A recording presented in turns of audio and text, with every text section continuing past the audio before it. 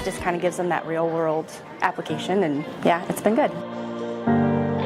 So the whole goal is to have students show the understanding of place value, adding and subtracting decimals, and then we'll continue to build on those skills later in the year when we do a budgeting project where they're designing their own dream vacation. And so what's exciting for us to see is not only are they using math in real world situations, but just the excitement that they get for doing math, but then also you get them to see that awareness of money and expenses, which then leads into this appreciation for, you know, how much mom and dad spend. So that's kind of an added bonus for us to see that grow through this type of lesson. I did a milkshake, fries, a single steak burger, and onion fries. So basically we're just adding up numbers and change, and then we're getting the total. I love math, so yeah, I love numbers. We're steak and shake workers. She ordered a cheesy burger, cookies and cream shake, and cheesy fries. It turned out to be $9.76. I think it's just recognizing, oh, I have to do something with, you know, these numbers have a value, they mean something, and if we're off on that decimal, then we're off, you know, by a lot sometimes. So again, getting them to recognize that place value matters, and you know, you don't want to be overcharged, and you don't want to, you know, you want to get the right change back. Seeing that excitement and that engagement from the get-go, and they start realizing that money matters and numbers matter, and you use it all the time. It's one of the fun things to see about this is that they can start seeing math all around them in their everyday life, and the things that we're learning in the classroom can transfer at home. So it's been fun.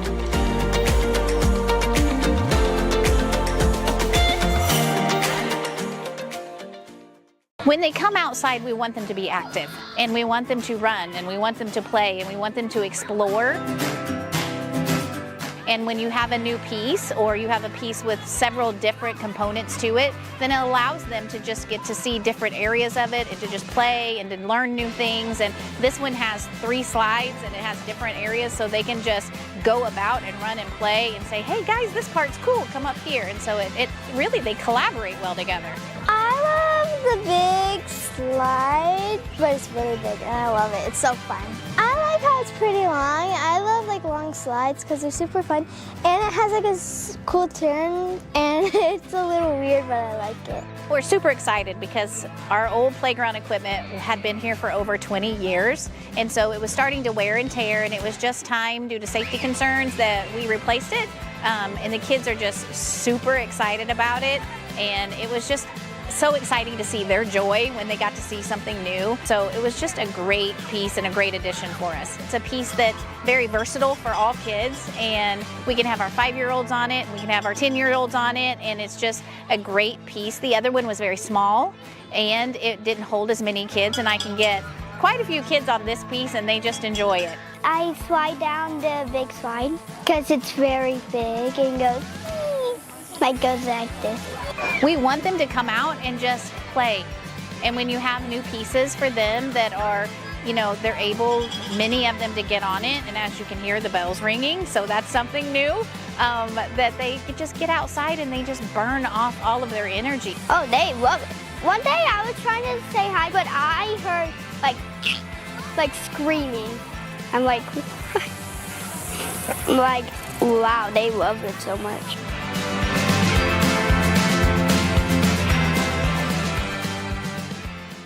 I think that one of the greatest things about being a kid is that you can understand that science is literally everywhere around you every single day. And so discovering the world through things that they're familiar with, like crayons or whatever other properties we're using, is so exciting to see. We peeled all the wrapper off of them, and we put them in water for 24 hours, and then the next day, some of them were mushy, some of them were just like normal. The crayons started obviously as regular crayons, and we took all the different brands. We took washable crayons and Crayola crayons and Crazart crayons, and then melted all of them down into just a new crayon. We're putting crayons in these tube things, they're gonna melt and make crayons like that are different shapes that they usually are. So our first farmers market is November 1st, and we're going to be selling some of the crayons. We're going to be selling, in our class we're doing ornaments as well, and a bunch of different fall and Christmas themed kind of things that will raise money for a farmers market and also for the garden to make it self-sustainable. I was thinking of second grade and their matter unit. I was like, this would be a perfect thing. It's upcycling. It would be low cost, just buying some molds. And the kids love to get dirty. As yesterday, their hands were all dirty with all the crayons, and it was so much fun to peel off the paper and then seeing how it goes from a solid to a liquid. And then we can sell some of their product, and they get to see how it benefits them and all the stuff they want to do in the garden in the spring. Why I think it's fun is because I kind of like to get my hands all dirty and touch all the mushy stuff because I never have, and I think it's very fun to touch new stuff. I am amazed that they can do it sometimes, but also I have no doubt that they could do it. They're the most capable kids that I know, so it's exciting to see them wander throughout science and then create and transfer that into their own lives. Our fall festival is November 1st, right after Halloween, and so we're having people already up here at the school, and we'll be set up so that way people can come and purchase items for the farmers market, and that's our first one. We're gonna make some money for the school. Yay! The goal is to evolve each year. You know, we want to get better each year, but we also need to challenge the kids each year. We just can't keep doing the same plays. We got to add to our list of things that we're capable of doing.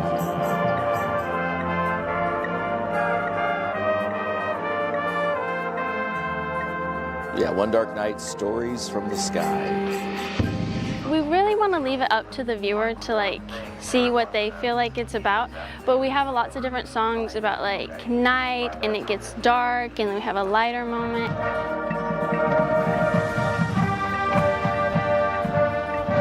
This is our 4th year, and I would say out of the 4 years, this has been the most challenging show to learn, both as far as drill goes and especially the music. They definitely stepped it up a notch as far as the music this year, and it's been fun to play, but definitely a challenge.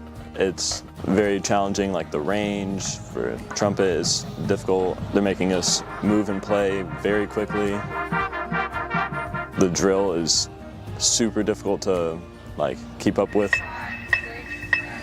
Marching shows can be very abstract. We've done shows in the past that have been very literal as far as telling a story, and you could see that story on the field. The stories in the sky, it's obviously constellations, and we all can look up and we can be literal with that sense, but it's also just an opportunity for the audience to watch the show and what do they see? What are they getting out of it? For me personally, I get out of it remembrance that I need to slow down, get off my phone, look up and look at the real stories that are around. I'm feeling really good. We've had some pretty good rehearsals, and I feel like we're going to do pretty good this year.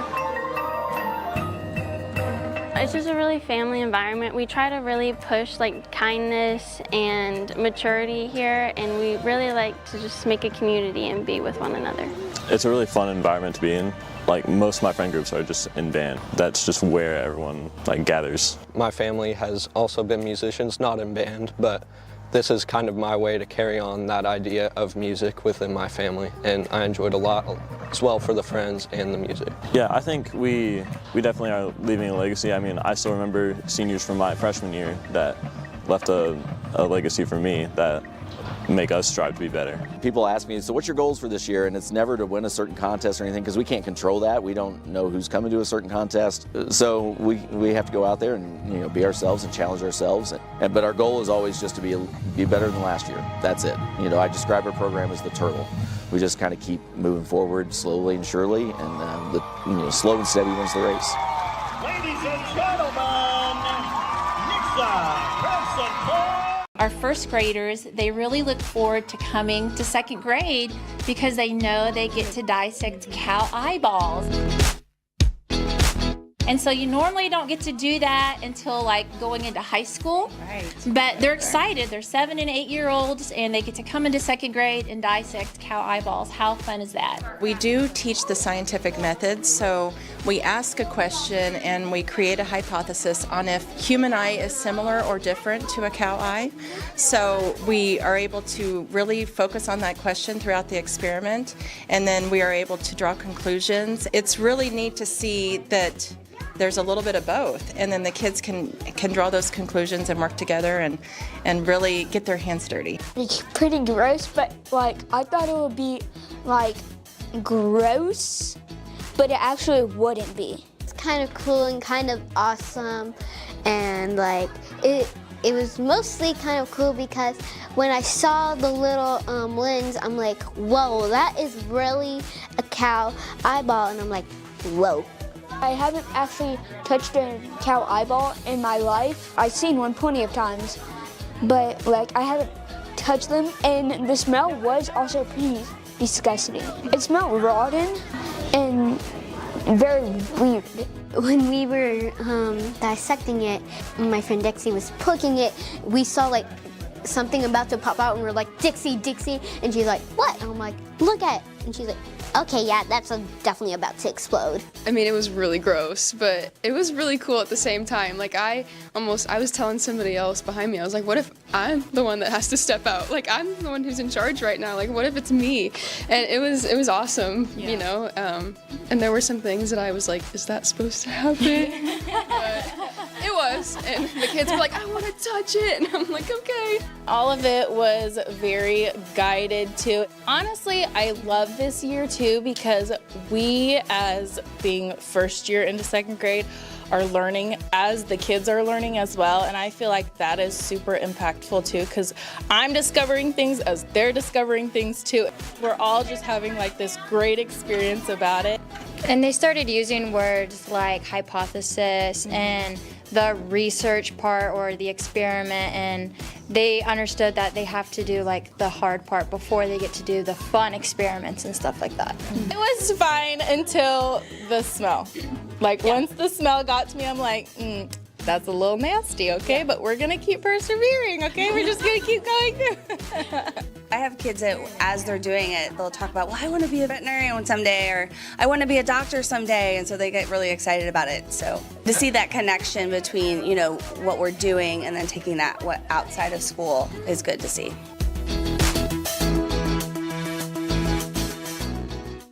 I mean, I used to look forward to Friday because, you know, the school weekends, but now I look forward to it because I get to commentate football games. It's really fun and just enjoy doing it, and the close games are more fun to do by a long shot. So this is our 4th official year as a class, 5th year with students running it. First year was a club, kind of getting off the ground. Last year we had, I think, about 160 live streams that we did, whether it was home or away, full broadcast or just a single camera with a kid on the road. We had 175,000 viewers last year, so just a crazy, crazy number. I would expect that number to grow this year based on what football's been doing so far. We don't even get to count all the people that are big whiskeys and 14 mil. I mean, that counts as one viewer for us. This is my 3rd year. Freshman year, my friend was in the class. He knew I wanted to be part of it, but I wasn't in the class yet. And we had district championship for baseball, and he's like, hey, do you want to call this game? And I was like, sure. Came along with the baseball team. My first game ever doing it, district championship. It was so fun. I just kind of fell in love and joined the class that next year, and here I am. It's just kind of an adrenaline rush. The crowd, I feed off everyone's energy, and whenever you got a great partner like Brady and a great crew like Dalton as our director, Burns doing a great job producing, there's just so many great people around you. You feel comfortable, and you're not scared for anything. So for football, I am the director. So that means I change the cameras, I tell everybody what they're supposed to be doing, where they go, I prepare like the schedule for the production. It's like Burns, and then there's me. Last year actually, it's like a bit of a learning curve because my first year doing it. But yeah, I think I've gotten it down pretty good. For Nixa Live, I am the graphics operator. I put graphics up on our YouTube live streams. I pay attention to the game. If a player makes a play, I try to put their number in and get them up on the screen as quick as possible to highlight what they did in the game. At the volleyball game, Nixa vs. Republic, I was running the camera. I've really done most of the things. I did graphics in the NIT a lot. I did replay. I know how to do it all, but not well maybe at all, but I know how to run it basically, and commentating is what I like doing the most. I started last year commentating basketball. I did a JV boys game and then a varsity girls game, and then Mr. Burns let me do the varsity girls games for district. I'm glad he gave me the opportunity to do it. I just love sports. I enjoy all of them, really anything. If it's on the TV, I'll watch it, so that's what got me interested. Our school board, our administration, our principals here at the high school, our AD, I mean, he's been a tremendous supporter for us, trying to get us whatever we need. If something breaks, he's there to help get it fixed for us. They're a tremendous support. They're in our classroom. They're there at the games watching what we're doing. I put them on headset from time to time so they can kind of see what we're all about. So yeah, they've been great. The community's been wonderful. Everyone has been super supportive, and the product we have to show for it. The community helped make it possible, and now we get to give back to them. So it's been wonderful.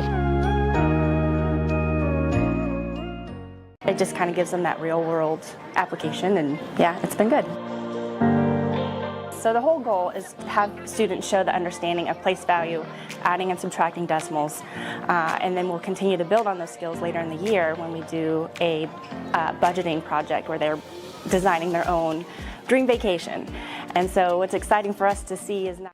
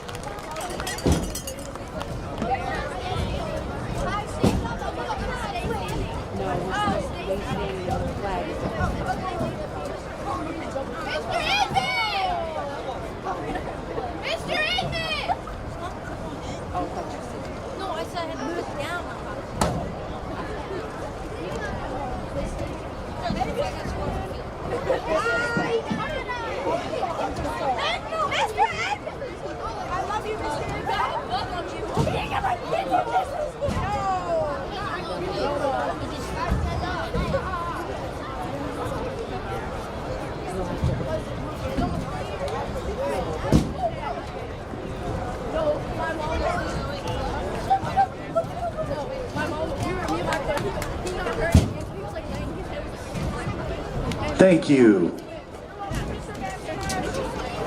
Tonight's football game is not only an interscholastic competitive matchup between these two schools, it's also an extended educational experience.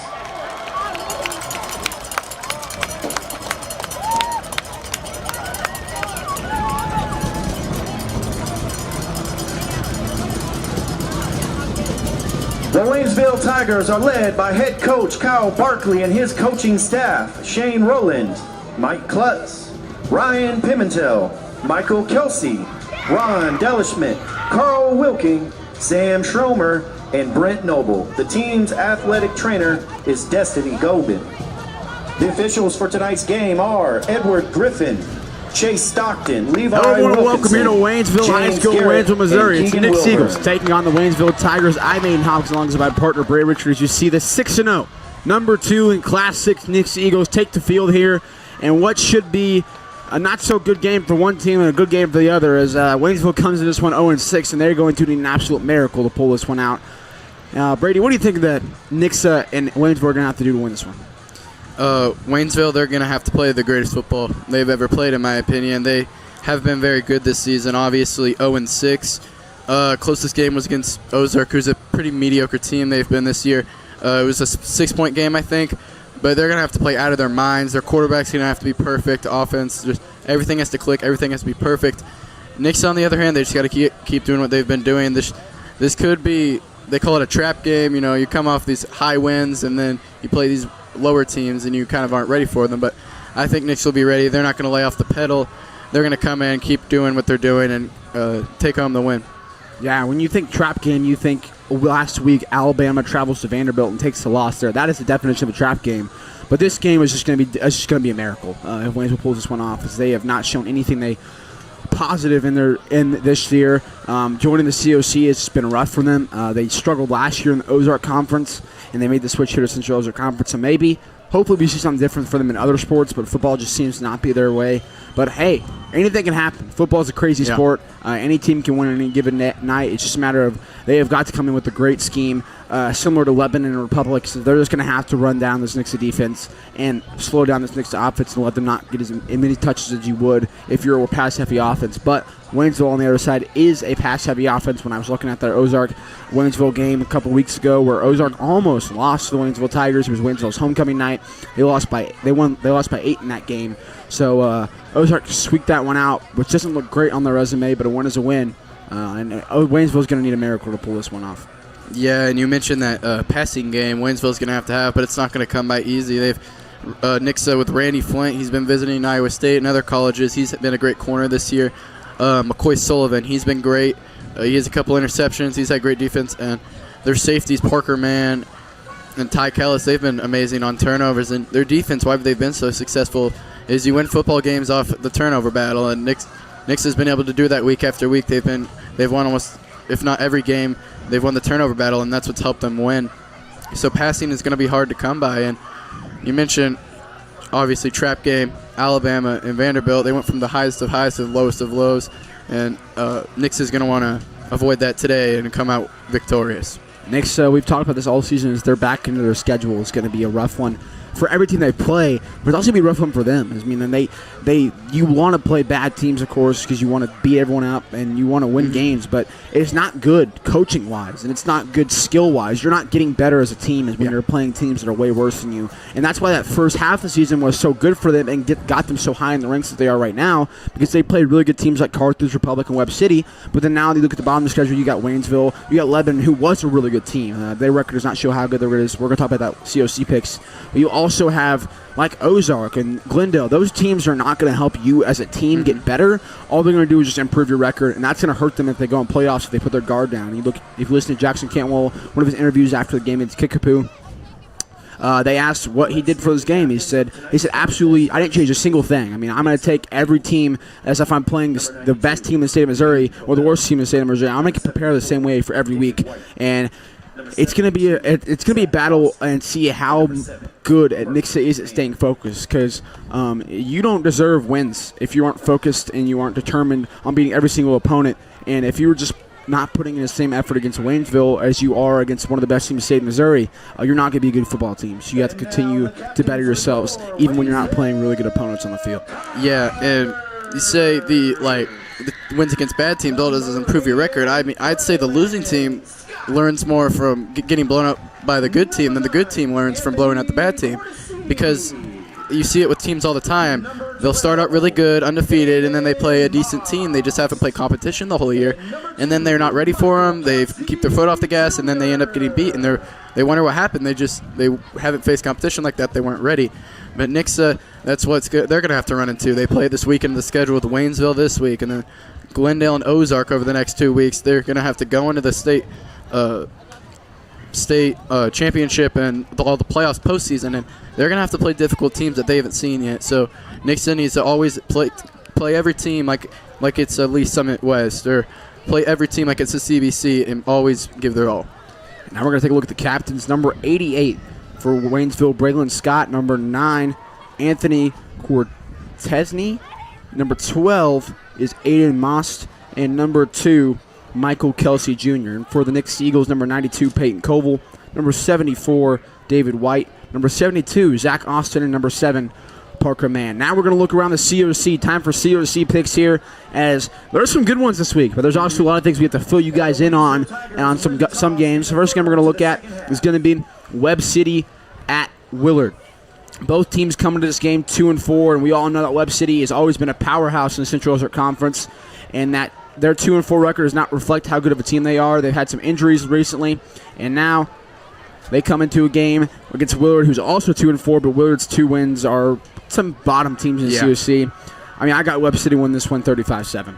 Yeah, Webb City, they haven't had their best year, but we know they're always a dominant team. They're always going to have a good team, maybe some coaching issues, but they've they always win, and they know how to get it done at the end of the day. And I think it's a lower team like Willard. They may have a similar record, but I think Webster is going to win 28-10. And now the next game we're going to look at is going to be Lebanon at Kickapoo.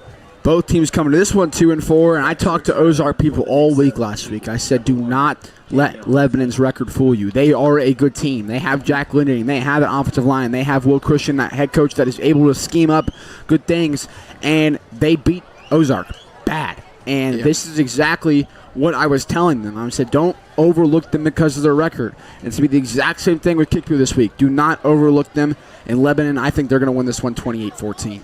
Yeah, Lebanon, you mentioned Jack Glendon, and he ran all over Nixa, so they couldn't stop him. And I don't think Kickapoo is going to have the stop for him either. If Nixa had a hard time stopping him, imagine a team like Kickapoo who Nixa blew out. So I think they're going to focus on Glendinian and that rushing offense and that offensive line. They're going to power behind them. And I see Lebanon winning 31-17. Glendale at Ozark. Glendale comes in this one 1-5. Ozark 3-3.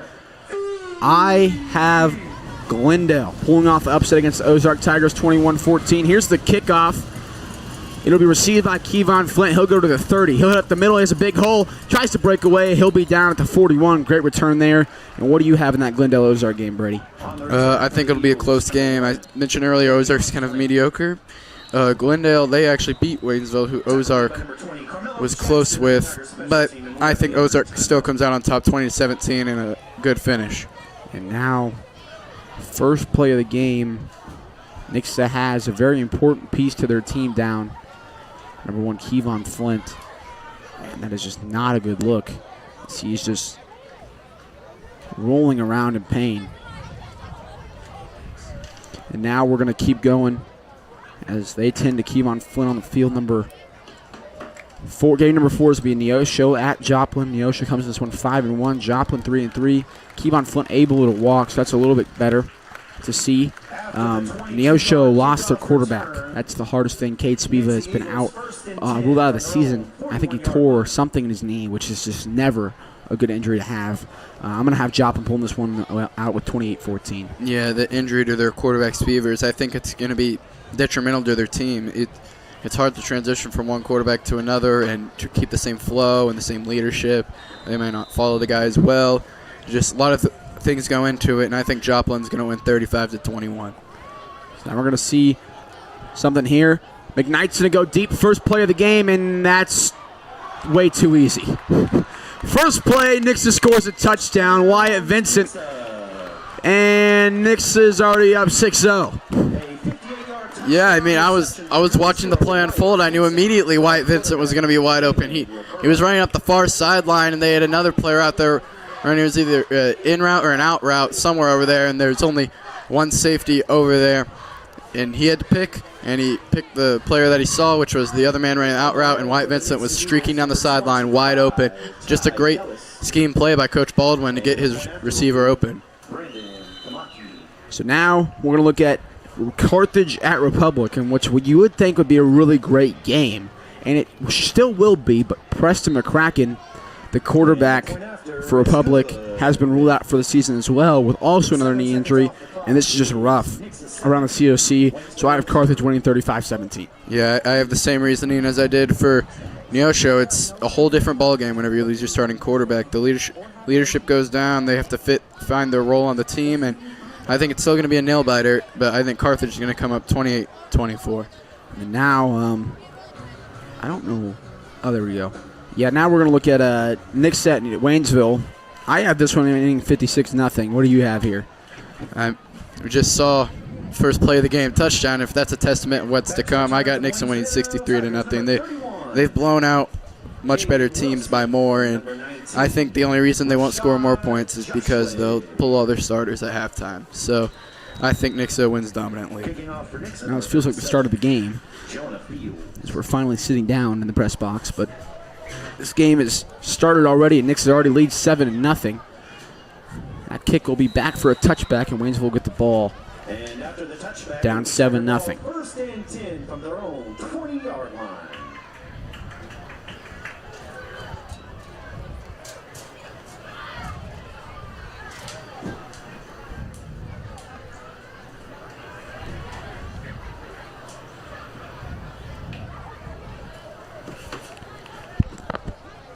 Waynesville will get the ball at the 20-yard line here. 11:43 after a quick touchdown reception for the Nixa Eagles.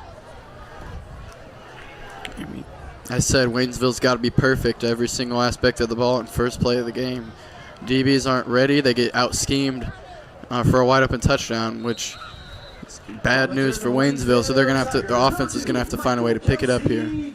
Quarterback keeper, he gets 4 on that. It'll be 2nd and 6. Number 2, Michael Kelsey. It's a gain of 4 on the play. 2nd down, 6. And this Waynesville defense running the heavily favored offense in the COC with the three players in the backfield with the fullback, running back, and quarterback right there. The quarterback kept it for more yards, and right there I think he kept it again. And Nixa has done well stopping it this year. They stopped Webb City, stopped Lebanon after a couple plays where Glendon ran on them. We'll see if they can stop Waynesville. Short gain will bring up 3rd down and 2.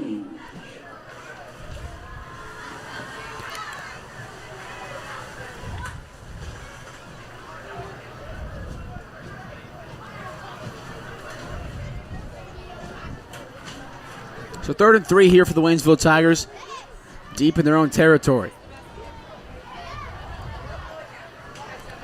There's a snap, rolling left is Kelsey. Nothing opens up. He'll be taken down in front of the line to gain. 1st down Tigers. He pushed through there and got the first, and Waynesville will gain another set of downs. That was great blocking on the near sideline. He was running outside. It seemed like he was stopped, but his offensive line and wide receivers ran with him and helped him push forward for the 1st down. Great job up front. 10 from the 31-yard line.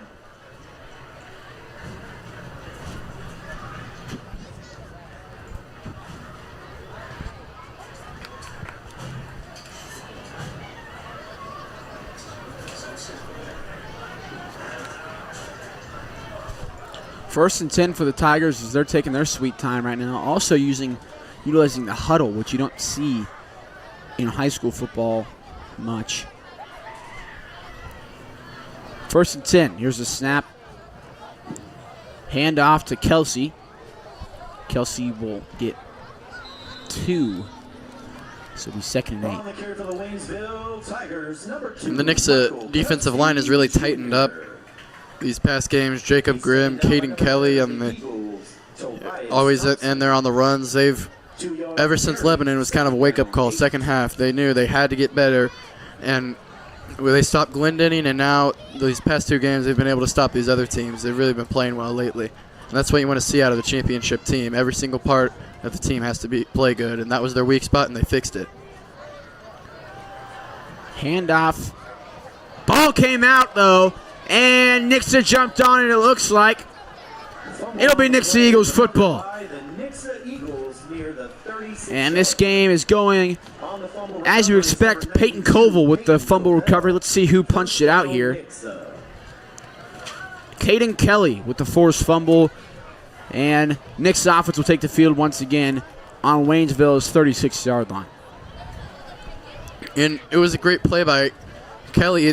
He was going for the tackle, but he just punched it out. As a defensive player, it's kind of like an innate behavior. You just Maddox Gibson's on the field, which is weird. And here it is. Reverse to Maddox Gibson on the run, and he hit Wyatt Vincent for a touchdown. 2 plays, 2 touchdowns, receptions for Wyatt Vincent. And once again, just schemed wide open on the trick play. They weren't ready for it. And again, far sideline, it's almost like the exact same play, except there's a trick play back to Maddox Gibson, schemed them open, and there another wide open touchdown for Vincent. Well, like I was saying on that fumble recovery, it's almost like an innate behavior for defensive players to just have a knack for the ball, just punch it out anytime you get the chance. You feel it, the football, you get it out. And there, Caden Kelly did a great job knocking it out and giving their team another touchdown. So I feel like Wyatt Vincent's playing Road to Glory on rookie mode right now. Has 2 receptions for 2 touchdowns, which Randy Moss stat line, which is just isn't very realistic, but it's going on right now, so that's good. 14-0's the score. And Waynesville, yeah, it's going how we expected it to, I'd say. Yeah, Waynesville just hasn't been all that impressive this year. And Nixa is pouring it on. But what we were worried about, the trap game, Nixa not giving it their all right there. They're not going to back off on them. They're going to give them the same treatment they give every single team. We see right there, Vincent, no one within 15, 20 yards of him. He's wide open.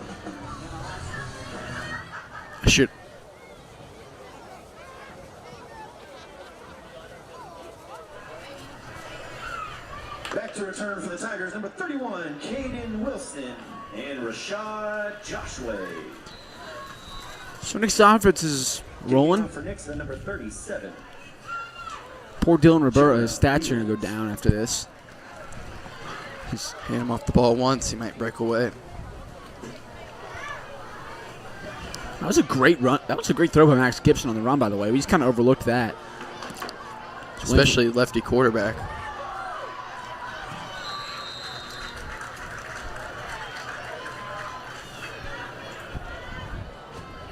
On the return for the Tigers, Caden Wilson.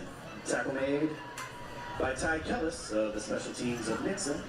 Here's another look at it again. Yeah, great pitch, and then on the run, beautiful throw. Just a perfect dime right now. What's that guy? White Vincent. What's that defensive guy just doing? He was just standing there, just I think watching. he was looking in the flat. I think there's a man coming over, looking in the flat, and no clue if someone was behind him. No safeties were deeper. They only had one over the top, and they had another one deeper. Somehow White Vincent was wide open. They weren't looking for him. Let's get that gain of 4 there. It'll be 2nd and 6. Aiden Moss. He's tackled by number 7, Parker Mann of the Nixa Eagles. 5 yards on the carry. 2nd down and 5, Waynesville.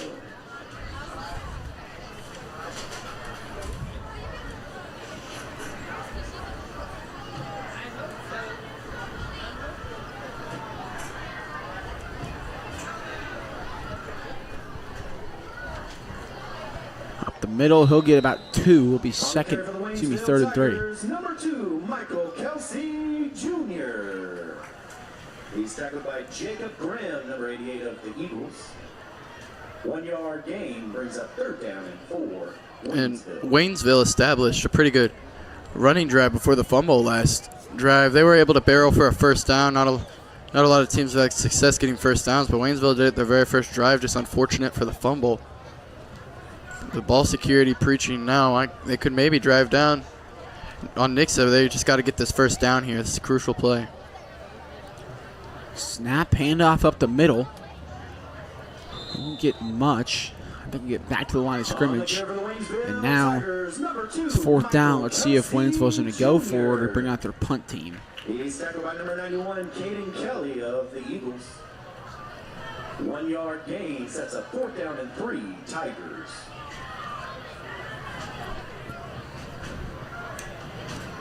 Looks like their offense will stay on the field. I don't even know what I would do at this point if I was Waynesville's coach, to be honest. I don't know if I'd punt it and give it back to them or give it back to them right where they're at if you don't get the first down. 4th and 3.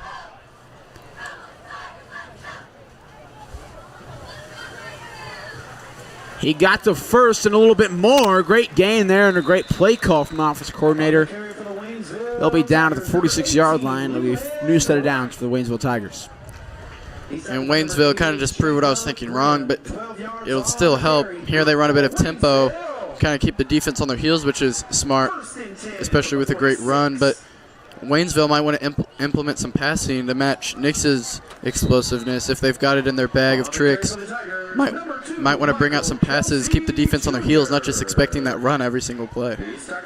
Carthage already has a lead on Republic. If you look around, Kickapoo's up on Lebanon 7-0. Webb City's up on Willard 7-0. Everyone's striking early today.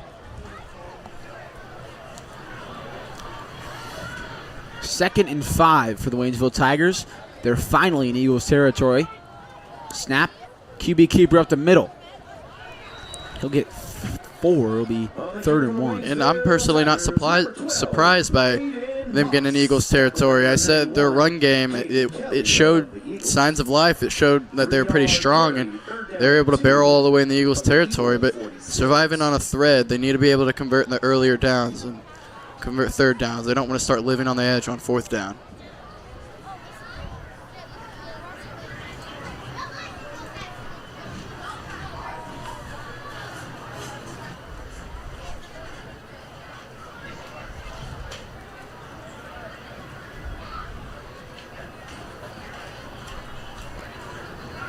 Up the middle.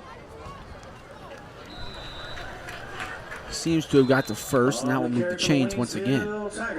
Oh no, the ball came out. Michael Kelsey Jr., there is a fumble on the play. Nixa got it, and they'll be their ball. Man, they had the first. I mean, you got to. Yeah, that's what I was hitting on. They have a solid run game. They were establishing it, and that's what you want to do early in the game. It opens up the pass, which I don't know if we'll see it from them based on their offensive formation, but establishing a run early opens up a pass, and they've been establishing it, went all the way into Nixa territory, and just turnovers. I said it pregame, the turnovers cost you games. Nixa's won the turnover battle almost, if not every single game they've played, and here up 2-0 right now, and it's led to a 14-0 lead. Handoff for Burr for the first time. He'll hit a hole. Gets taken down from behind. He'll get about 11. That was a generous spot. Yeah, I thought he was down back. I think at 9. Back behind the 46-47, but great run from Burr to see the hole, and based on what we've seen, you expect the offense to go for a touchdown every single play. I thought he was going to break free, but good tackling inside to stop him. Snap handoff. Trucks one, but that guy takes him down. So Burr's little, but he's not scared to put that shoulder down and run through you. No, and that's one of my favorite things about him, the grit that he shows. He's not scared of anyone, no matter if he doesn't care about his, 5'8" frame. He'll take on anybody, and that's why he's such a powerful and great runner for the Eagles.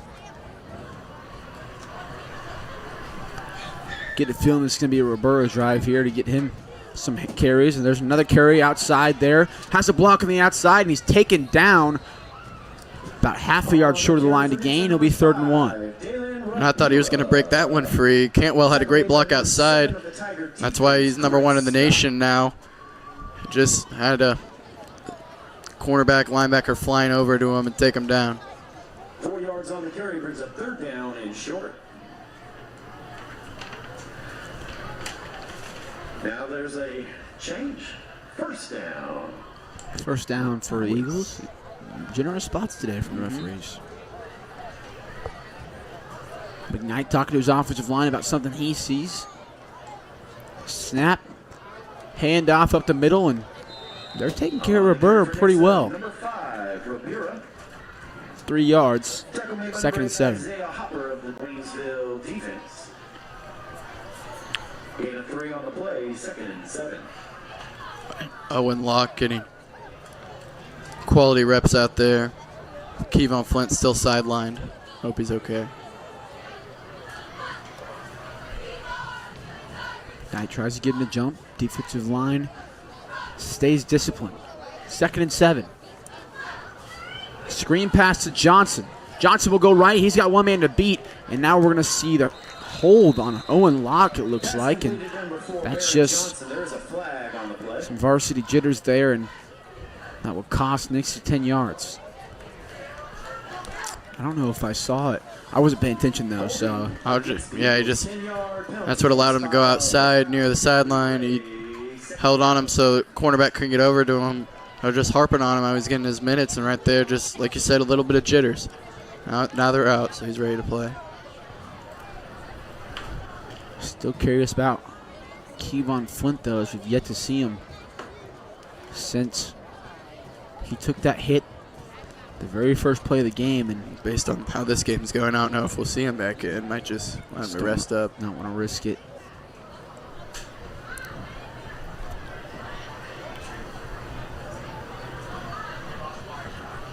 It's going to be 2nd and 17 after that holding call.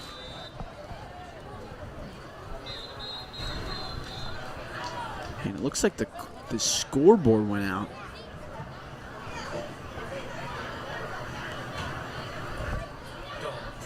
Just seems that they're having difficulties. Our scoreboard still looks fine though on the screen. Official timeout for clock malfunction.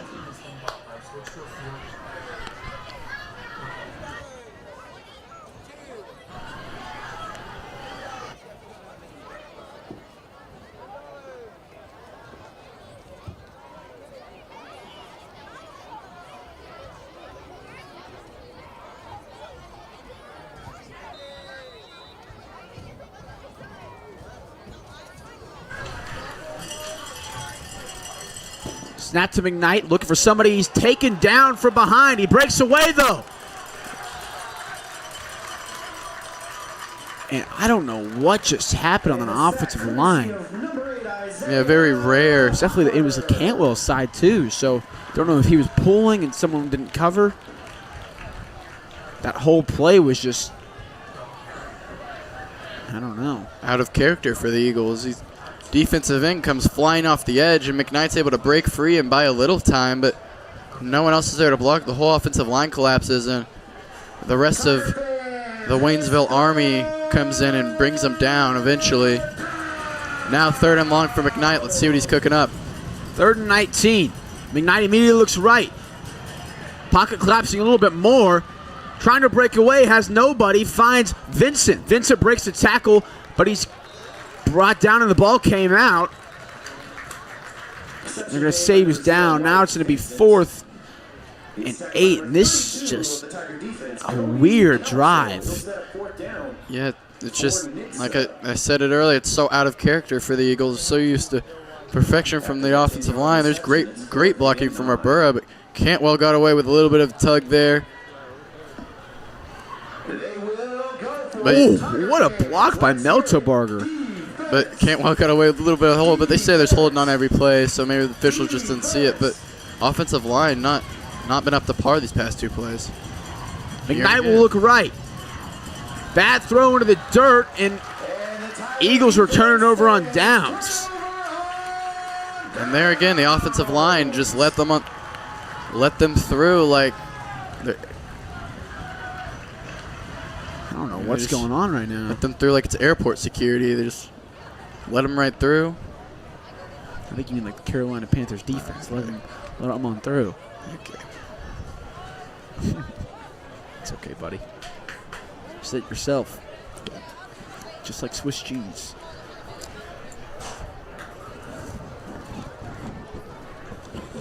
That's what you said, right? Be quiet. 1st and 10 for the Tigers. They don't get much.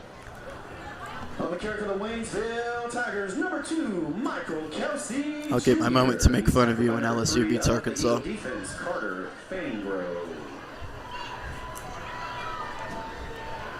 It's a 3-yard carry, 2nd and 7, Waynesville.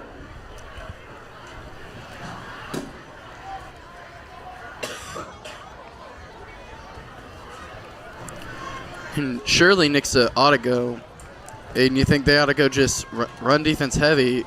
Waynesville isn't looking to pass there. He's blown up in the backfield by Ty Kellis. Great play, but just stack the box with maybe 8 and rely on it, or set the edge as well, because they're not looking to pass at all. Yeah, make them pass, and this will end the 1st quarter to score 14-0. Just a really interesting drive from that Nixa offense, and now we're going to go to the sideline with our sideline reporter, DK Nelson. And the Waynesville Tigers, 0. DK Nelson reporting live from Waynesville High School. This is the Nixa Eagles and Tigers first ever matchup. Let's see who will come out with the win. Sending it back to you guys in the booth. Thank you, DK, for that. Nixa Eagles lead 14-0 as we head in the 2nd quarter. And man, don't fumble when it comes to your home's comfort. Our air service team is on the ball with all your HVAC, plumbing, and electrical needs. We offer fast, same-day service, top quality products. Get in touch with us today and score your peace of mind. Don't get nervous, call Air Services today. Air Services is ready to install your ultimate game day upgrade. Make your home the MVP of your neighborhood with Gemstone Lights. Create custom patterns, animations, and colors. Get Gemstone Lights today and take your outdoor lighting game to the next level. Don't get nervous, call Air Services today. Welcome back here, Waynesville High School. I'm Maine Hopkins alongside my partner, Brady Richard, for just now joining us. Number 2 team in Class 6, Nixa Eagles lead 14-0 on Waynesville, who they have 0, as Waynesville is looking to face a 3rd and 11 after their previous play was blown up at the backfield. I just can't get my mind off that drive the Nixa offense just had. I mean, it's the worst one we've seen from them all year, it looked like. Yeah, the offensive line was a no-show. Before you brutally started making fun of my team, I was saying they were just letting them in like they just didn't want to be there. The offensive line was walking right through like they were the ones coming. Yeah, I can't wait to look at that through film. I'm going to look at the film for that and see what happened there, because it was interesting. Kelsey immediately goes left. Flag flies.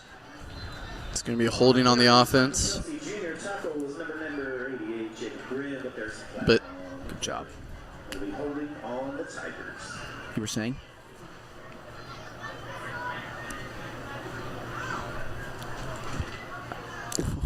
You gonna go?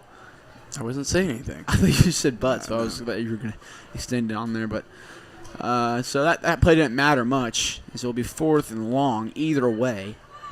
Did they give him the penalty? I think they did. I guess they accepted it.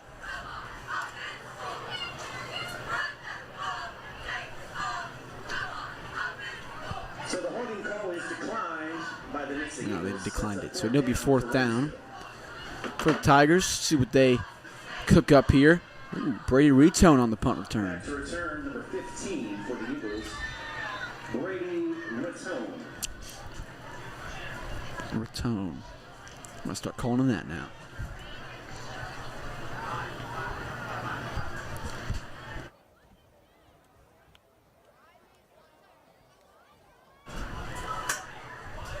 Waynesville looks like they're back to punt here. Here's the snap. Almost blocked there. It's going to get away from Retone, and he's going to have to chase it down. He's going to pick it up and try to get some. He's going to head up the middle. He'll take a hit and go down to the 15, and we have a flag down at around the 33. That was a great punt from Waynesville to pin Nixa deep, and now they got the ball on the 15, giving them a longer field that they have to conquer. Pending a flag, though, which I was surprised. Retone picked that ball up, though. I thought it was going to go all the way to the back of the end zone, just need a touchback. I think it was a good move. I think he knew that he had time to get there. We're going to see illegal block on the. Did he point to the wrong team, or illegal block in the back? He pointed towards Waynesville, though. Oh, another flag. I think we're going to see unsportsmanlike conduct, maybe, on Waynesville. There are 2 fouls on the play. The first one, block in the back on the return team against Waynesville, and then a dead ball, personal foul. Correction, kicking team. Yeah, so now they just added up to. Can you add 2 penalties together? I think you only accept one of them. I think you just get the one that gives you more yards.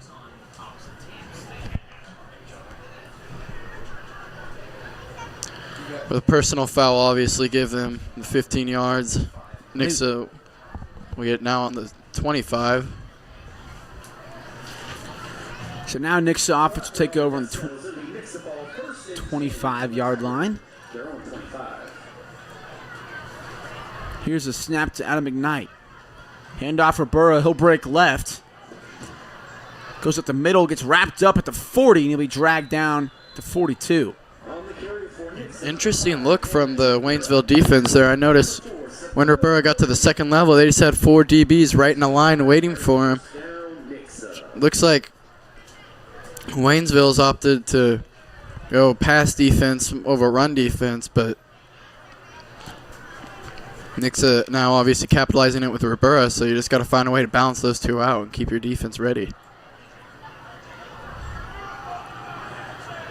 Well, jet sweep for Wyatt Vincent. They've implemented that jet sweep the past 2 weeks. Kevon Flint, or it's a jet touch pass, but Kevon Flint got it first time for a touchdown, and then he got another 15. There's another first down for Nixa as well, especially with these speed receivers that work work to perfection.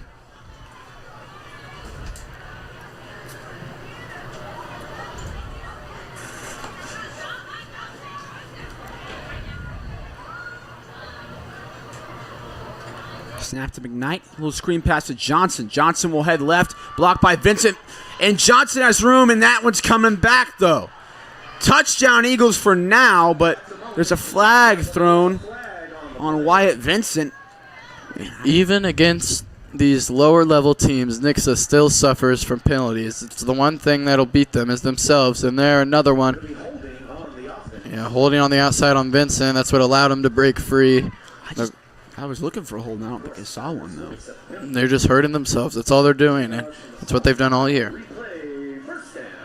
They've got to clean that up if they want to go far. They've got to, because penalties add up, and it can kill you in the long run.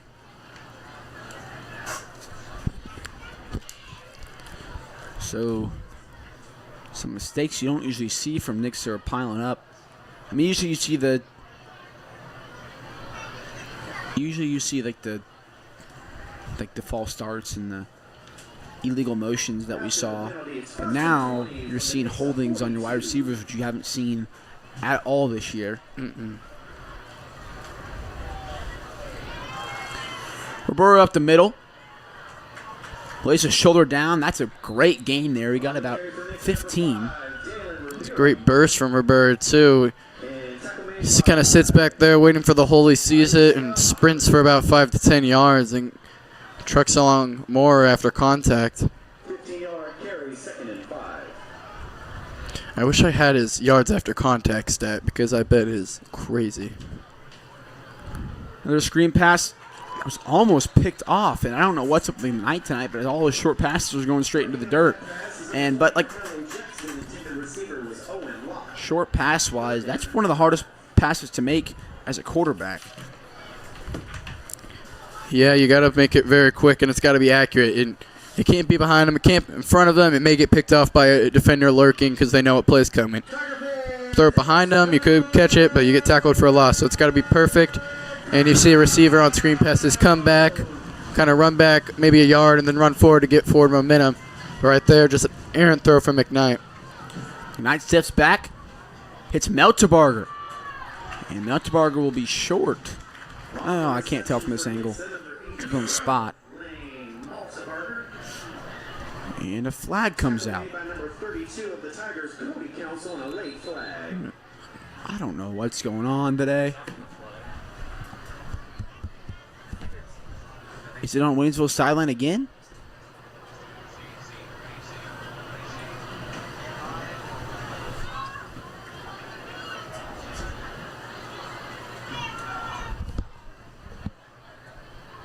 Officials talking. Maybe on the Eagles again. Unsportsmanlike on Waynesville. I don't know what's going on today.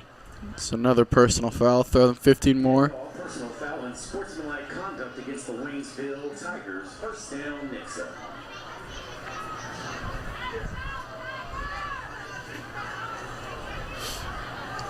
Give Nixa the 1st down. But a fair share of penalties for both teams. Both these officials have been locked up, not allowing a lot. And Waynesville coach giving the ref an earful. Wanted to know what that was all about.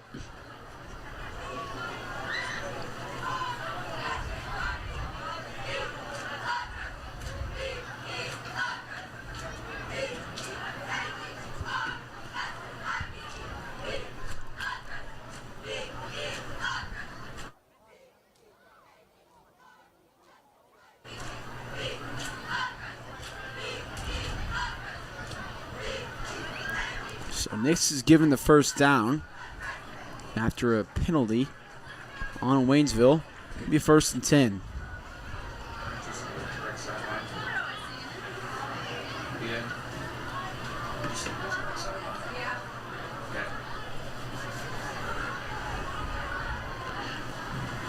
Now Nixa. I think now they're just finally tacking on the penalty yards. This is going to be the longest first half ever. After the penalty, it's Nixa ball 1st and 10 from the Tiger 23. Now Nixa threatening the red zone.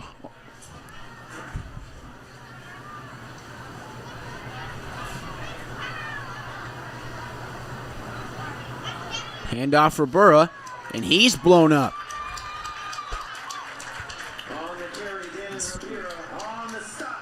It's a great defensive play. First it was Sabrell Morgan. He's the one that tripped him up. We got him in the, or no, Chris Scott had him at first, and then Sabrell Morgan came flying in with the final blow to knock him to the ground. It was a great play by really one of the first stops that we've seen on Ribera. Definitely the most aggressive one, but one of the first ones we've seen on Ribera. Yeah, this Nixa offensive line is definitely getting talking to in the locker room today. Yeah. Handoff for Burrow, left side. Following behind Owen Locke. Burrow will be forced out inside the 10. Or right at it. And Ribera gets his payback right there. He attacks Chris Scott right again. Number 7, he goes right to his side. And great blocking by Owen Locke on him. And Ribera now down on the 10 or just inside. I guess the 12. Ribera will go left side again, blocked by Owen Locke. He'll try to dive for the end zone. He'll be about 1 yard short. But this should be an easy punch in for the Eagles. It's 9 yards on that carry for Ribera. Touchdown saving tackle made by number 4 of the Tiger defense, Sabrell Morgan.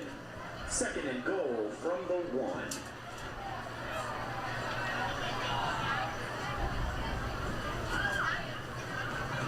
Right here, the Nixa special. I think they're just going to give it to Ribera on the inside zone. He's just going to punch it in.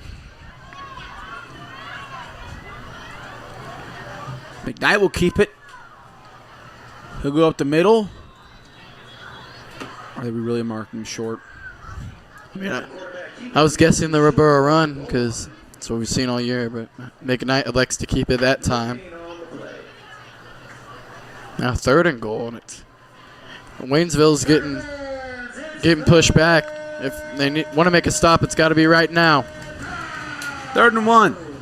Handoff and touchdown Eagles. Sure, the tone switch from the PA announcer. Ribera punches in and gets his first of the day. But this is just not a pretty game for this Nixa offense. Yeah, the scoreboard will show you 20-0. Nixa is destroying Waynesville, but if you watch the game, it does not look good. But Nixa switched from the pass-heavy offense, first 2 plays touchdown. Defense adjusted to the passing, and now they just give it to Ribera. Defense wasn't able to adjust, and they run it in easy. Now up 21-0. And we're going to head back to the sideline with DK Nelson.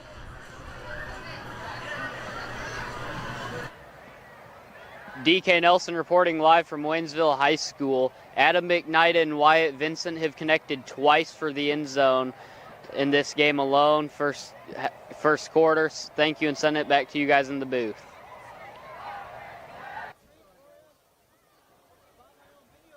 Thank you, DK. Nixa leads 21-0 here. 7:29 here in the 2nd quarter. Waynesville has yet to get on the board, as you can see. They fumbled twice in this one. Turnovers have killed them. That's what Nixa scored 14 points off of turnovers now. And you get rid of those, it could be a closer game. And they were driving on both those turnovers. They were moving the ball down the field on the run game, and it was killed by the fumbles. So just got to clean those up, and I think they could easily score on Nixa based on how they've played this week. It's been very messy from them. Waynesville receiving team almost collides, and he gets taken down from behind. Please don't tell me they're calling that unnecessary roughness.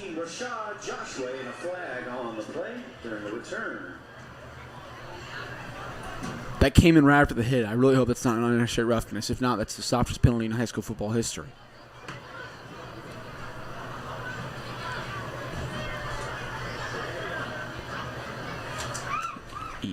Face mask on Nixa.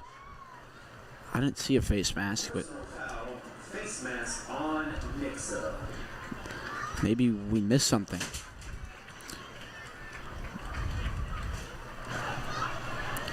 It's looking like an interstate highway with all these flags. Yellow on the road.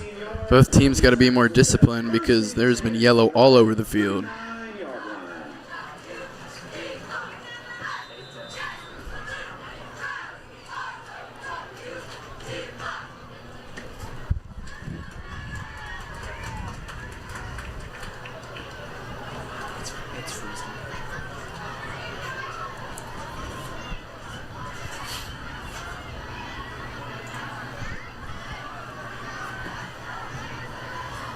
Motion.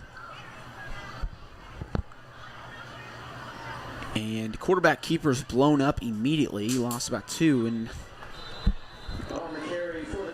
and a flag comes out. Another face mask. I thought we were going to see the first pass from Waynesville there, but they had a man in motion. He looked at it and just put it off immediately and went inside, but it was easily blown up. Jacob Grimm, he was the first one back there.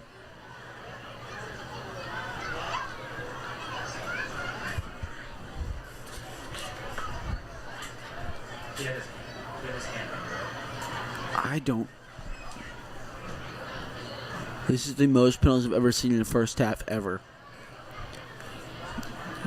Yeah, good job there. See if we could see where it is. Look at Jacob Grimm. I think his hand slips under, but we can't see from that angle, but maybe a little bit. I could see where it could possibly have been at. So Waynesville will push forward for the first.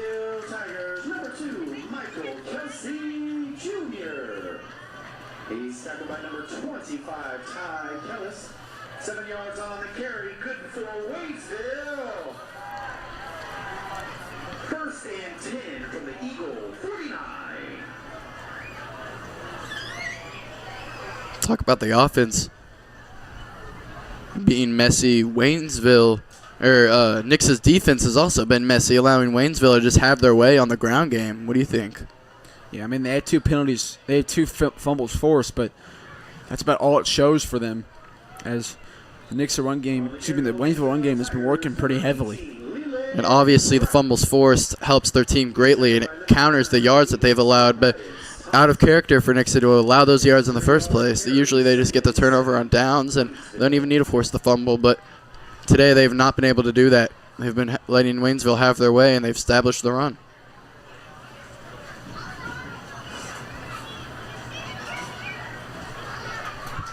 Lebanon's up on Kickapoo 21-7 right now. Lip City's up on Willard 21-0. Joplin's tied with the Osho 7-7. There's a run up the middle for Waynesville. It doesn't go anywhere. Ozark is up 7-0 on the Glendale Falcons. Carthage up 21-0 on Republic. And Nixa is leading right now 21-0.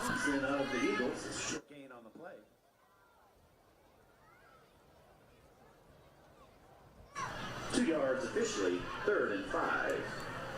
Another third down for Waynesville. They've been great on third down conversions so far. Let's see if they're able to truck along through this Nixa D line once again. Or counteracting that, will Nixa finally find a stop?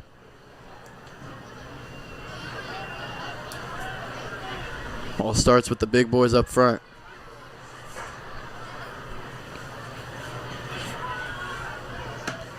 Outside handoff. Short.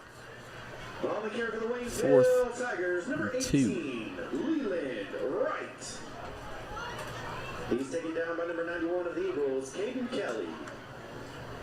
2-yard gain. It's 4th down and 3. As long as they don't run the ball, it should be okay. I'll tell you, it looks like they're both good, so I'll tell you when I get them after this play. Nixa's defense rose to the challenge. They're only letting up 2 yards now. They just got to get it done. Let their offense have the ball back. Don't let them pick this up here.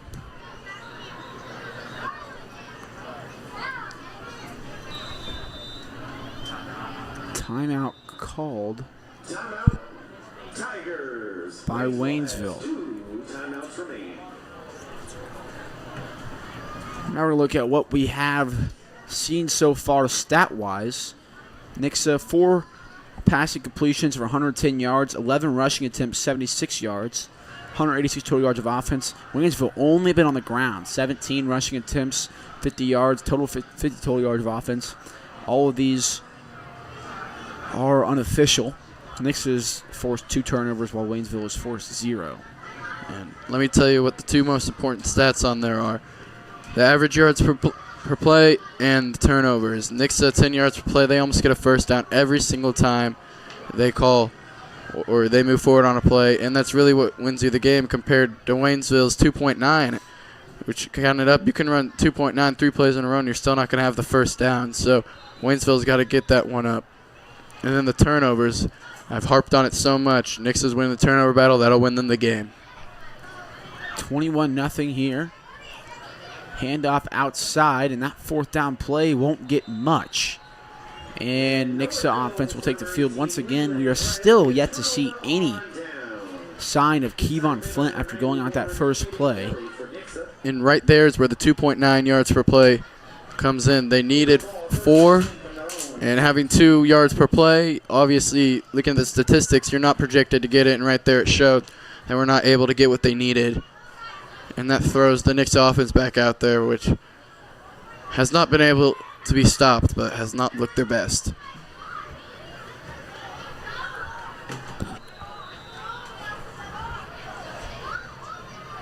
Motion, Meltemarger. Big Knight hands it off to the left side. Big hole opens up. Ribera jukes one, and he trips and falls around the 40. Someone did trip him up, though, there.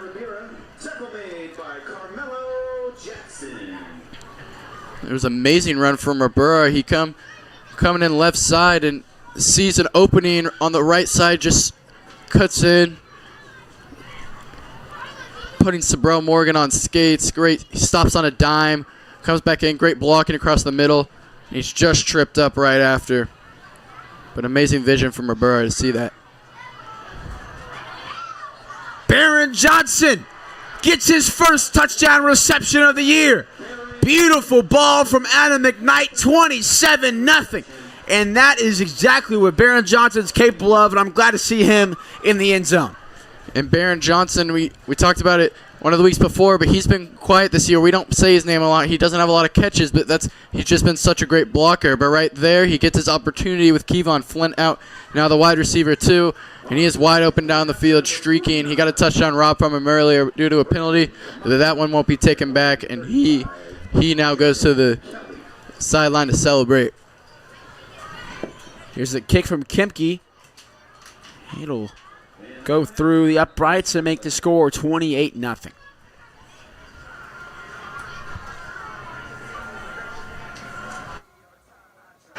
See, clean pocket from McKnight.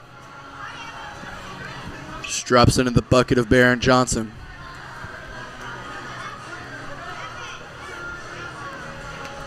And I was just thinking right before that play started is that this Waynesville team is doing really well at limiting the run game, but also whenever you do that, you just open up the pass game for them. And Nixa could have scored probably on every drive just going deep off to deep ball, but they wanted to test themselves and try to beat that stacking the box with Ribera and all that stuff. So they wanted to test an offensive line as the scoreboard has gone out once again. Well, it seems that Waynesville is they're trying to stop one thing at a time. They either stack the box for the run to stop Ribera, or they drop back in coverage. And obviously Nixa is just going to counteract with the opposite of what Waynesville is showing on defense, and that's where it's up to the coaching. You just want a better play out there. You want a better scheme that can balance it out and stop the run and the pass, which Nixa is perfect at, and that's why they're so successful. So Jonah Fields back to catch. 28-0's the score. He'll send that one into the end zone for a touchback. After the touchback, the Tigers will take over 1st and 10 from their own 20-yard line. 1st and 10 for Waynesville on the 20. As there's a beautiful look at the drone. If you look overhead at Waynesville, and man, they've got a really great setup and a really beautiful field here. Great view to our right. That's the first thing. I thought you can see it there. The end zone has their Tigers' eyes. It's very, with the W in the middle, very interesting. And like you said, amazing field. Amazing tunnel, too. And at this time, all future cheerleaders need to head I just towards don't think they the thought that one fully cafeteria. through. All future cheerleaders need to head towards the 28-0. Rolling out right. First pass today is going to be overthrown. Yeah, he was looking for number 88, Braylon Scott, the 6-foot senior. Could almost he got a hand on it, could almost haul it in, but just over his head. But I think if he hauled that in, he was in for trouble because Ty Kellis was coming over, shoulder down, and light him up.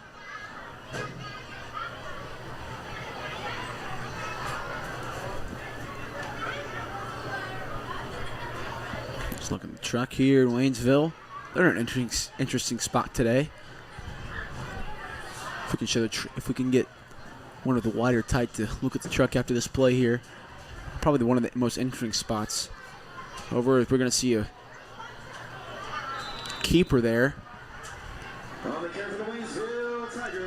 It was inside the truck. I want to show them where it's parked at because it's pretty interesting.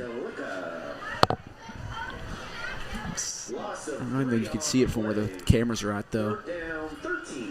There's that one. I was blown up there.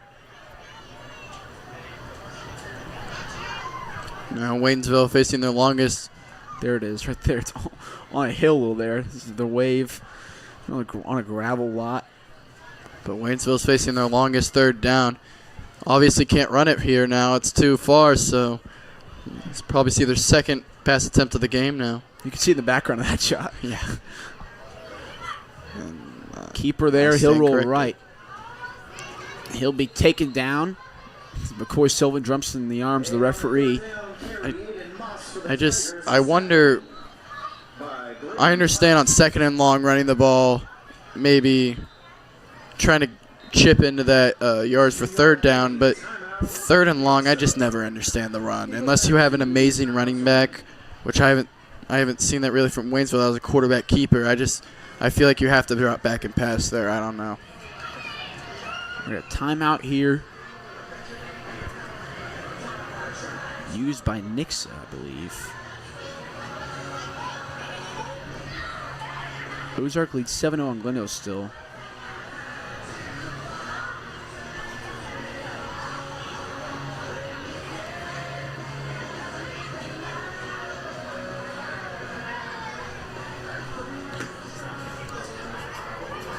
Again, all future cheerleaders seem to be making your way towards the cafeteria at this time. Fans, you're in for a treat at halftime, as they're going to come out and perform for you after the band.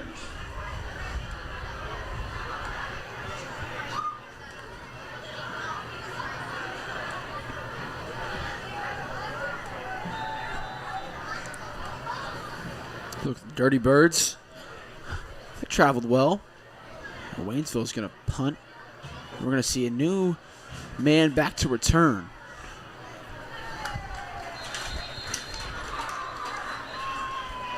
Carter Mabe received that punt. Flag flew.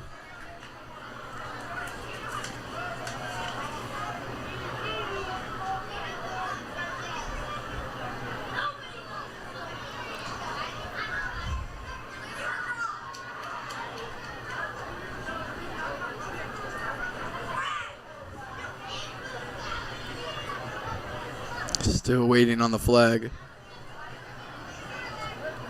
Speaking to Waynesville, Anthony Cortesini.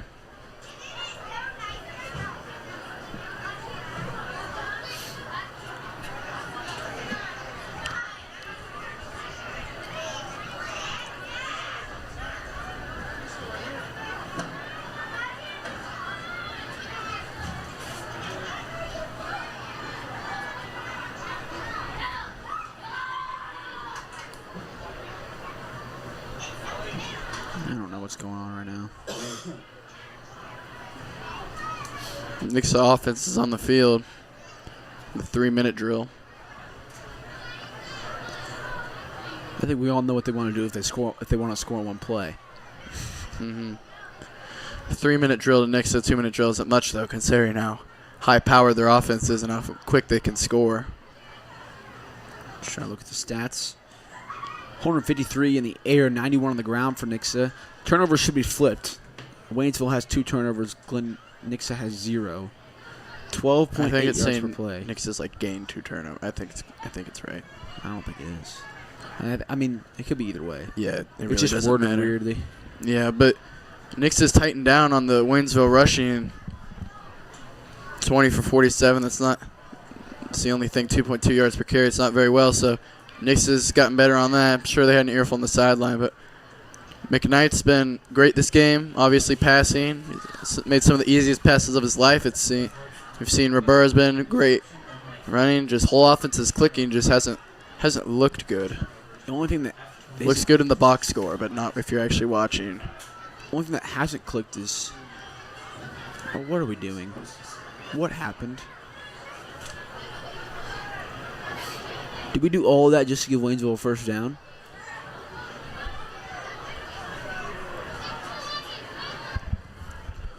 Got a ref show in Waynesville, Missouri tonight. So personal foul against the Nixa Eagles after all of that. It'll be Waynesville ball. And that's good enough for a Waynesville first down. It's a snap rolling out right. I was waiting for the ball to come out there or something. Yeah. Sports forward for a few. Tackle made by number 90 of the Eagles, Adam Jadalika. Timeout, Nixa. Timeout Nixa to stop this clock, as they want to get the ball back. And I feel like this game will never end. The clock has stopped so much due to penalties and everything.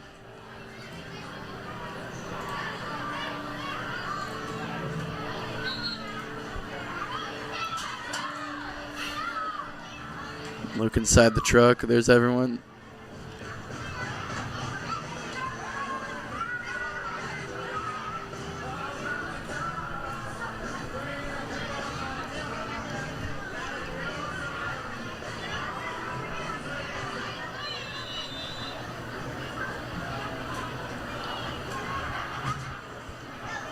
Three in the backfield for Waynesville. Man in motion.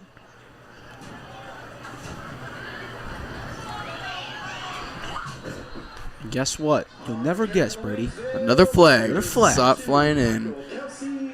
Holding on Waynesville. On the play, tackle made by number 9 of the Eagles, Thompson. Didn't mean to press that.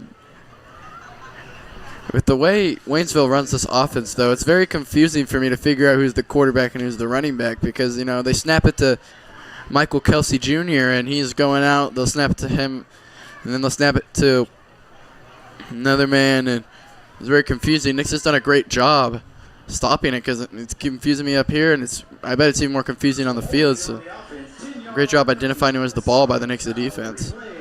Second down.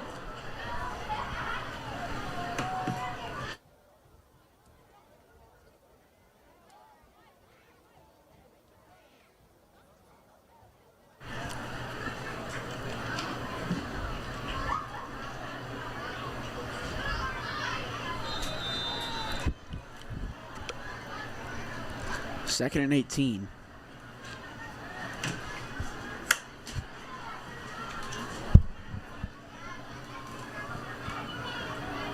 Just another run up the gut. I thought that was a flag. The football in the background, so did I. Tigers, number 2, Michael Kelsey Jr. Like right there, right to Kelsey Jr. and Nixa picked up on it quick. Just trying to go up the gut. Stopped by Tobias Thompson, I would not Sigmund, and others. I would not want to be Aiden Sigmund there in that play. You saw him; he's just laying at the there, bottom, taking everything. There's the heart of the defense. Parker Mann, he's been the leader this year.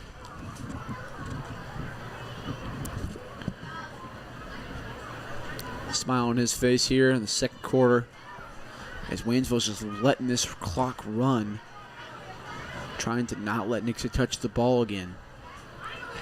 3rd and 17. Rolling right is Kelsey. And he almost broke free. It's a pretty good gain there. Now his 4th down is manageable. Yeah, he found a little hole on the near sideline. There he is, running inside. Sees his block from 51 kid and Oisler, and uses it to go up and is taken down by the man we were talking about, Parker Mann, eventually, but now 4th and manageable. Nixa will use their final timeout of the day, of the first half, as they want to get their hands on this ball again, but they have to get this 4th down stop. And Rob Richardson's going to make sure that happens.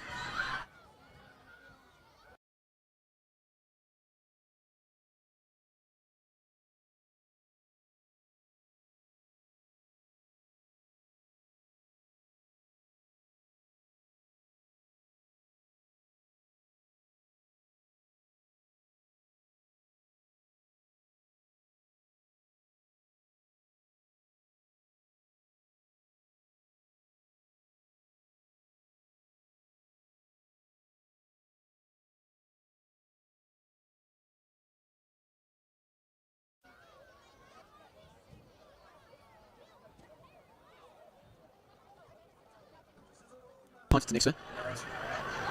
And that was going to roll out of bounds about the 21-yard line. Good punt there.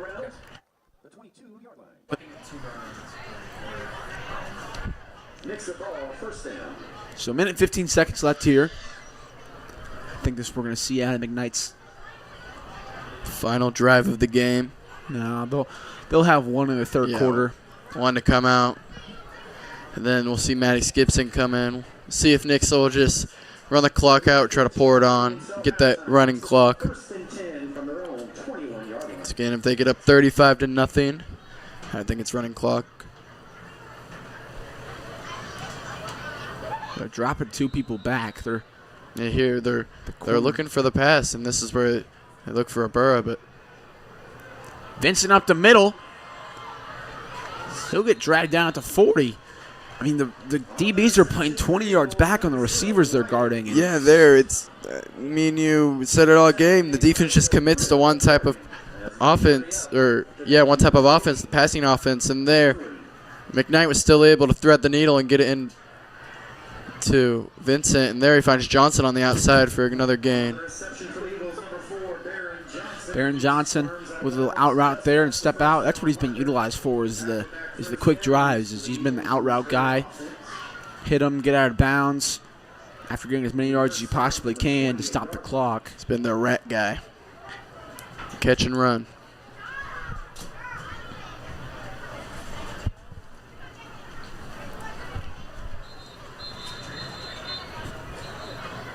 What could possibly going on that we're stopping the game?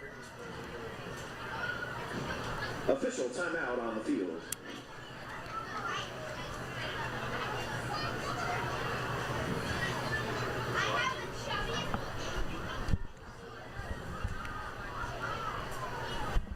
Reset the clock to what number? 1 minute and 10. 1:10.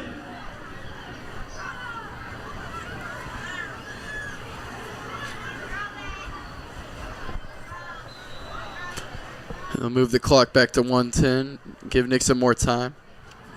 McKnight stepping, pump faking, escaping one. Has wide open Barron Johnson.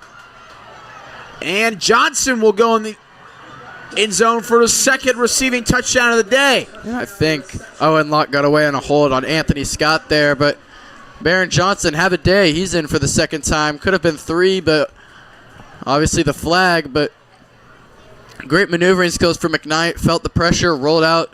There was a good throw to Barron Johnson on the run, and right there, I think Owen Locke got away with a hold, but Johnson's having himself a day. You see Kevon Flint giving Johnson a high five. Those two are really great friends, and good to see Kevon Flint in high spirits after being forced out on the first play of the day. I think they're just keeping him out, make sure he doesn't hurt himself anymore. Smart decision. Nixa extends lead to 35 with that extra point from Kempe. Nick's offensive line, great throw. Just losing a lot more battles. I think he was outside the shoulder pads. I mean, genuinely. I think he may have had a little bit, but I don't think it was enough to throw the flag. Well, I think that hold was a bit more obvious than the other ones they've called, though. I think he does hold him. I could see it. Yeah, a little bit. I mean, and Anthony Scott, funny, just under Chris Scott, maybe brothers, but He was not happy with that. He wanted a flag.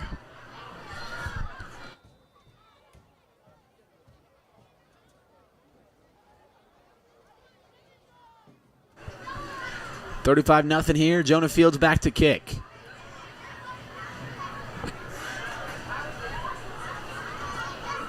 Down at the 5.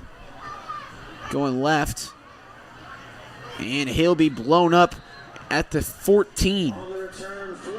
And now Waynesville will have 51 seconds to score. Tracked down by Jaden Russell, far sideline, great tackle. First down for the Tigers on their own 14-yard line. 8 yards on the kickoff return.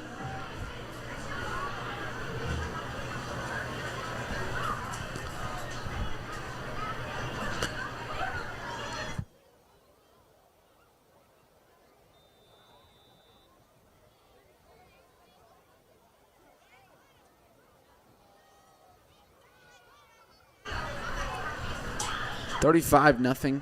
51 seconds here. Waynesville gonna need something. Nixa got the ball first. On the carry for the Waynesville Tigers, number 2, Michael Kelsey Jr. Seems like Kelsey's getting more direct snaps than the quarterback this game. They're utilizing the Wildcat formation. I guess that he is their best player. See, when I saw them against Ozark, all Waynesville did was pass, and now all they're doing is running. Well, I think they're, like I said pregame, I think they're scared of Randy Flint and McCoy Sullivan. They don't want to test them, considering how locked down they've been this year. They're trying to attack Nix's weak point, the defensive line, and it's really it's a pretty good game plan to try to find the weak spot of this defense, but they've stepped up this game and been able to stop them. There's Jordan Burns, great producer and teacher for this class. So grateful to have him. And that will be the final play of the first half. Nixa 35, Waynesville 0. You'll hear from me and Brady during halftime. We'll talk about what we've seen, what needs to be better. And you're going to hear from DK Nelson, who'll be with head coach John Perry of the Nixa Eagles. We're going to step aside. Well, you'll hear from us soon in about 10 minutes. We thank you for your understanding in helping us provide a positive experience for everyone in attendance tonight.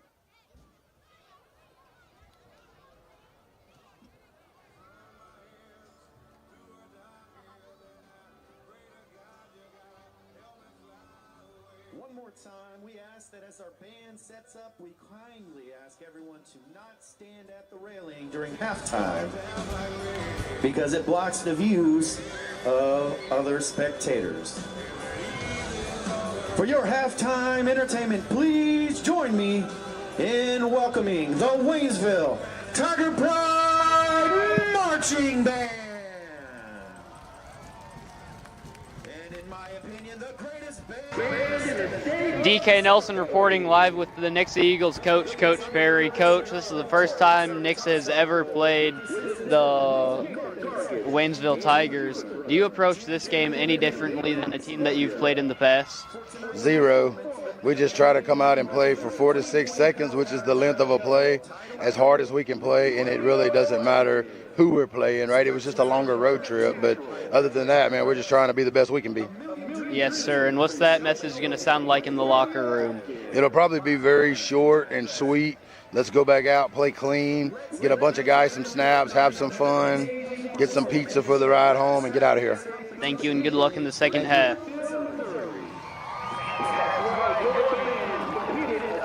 Four other bands for a top 12 spot to move on to the finals.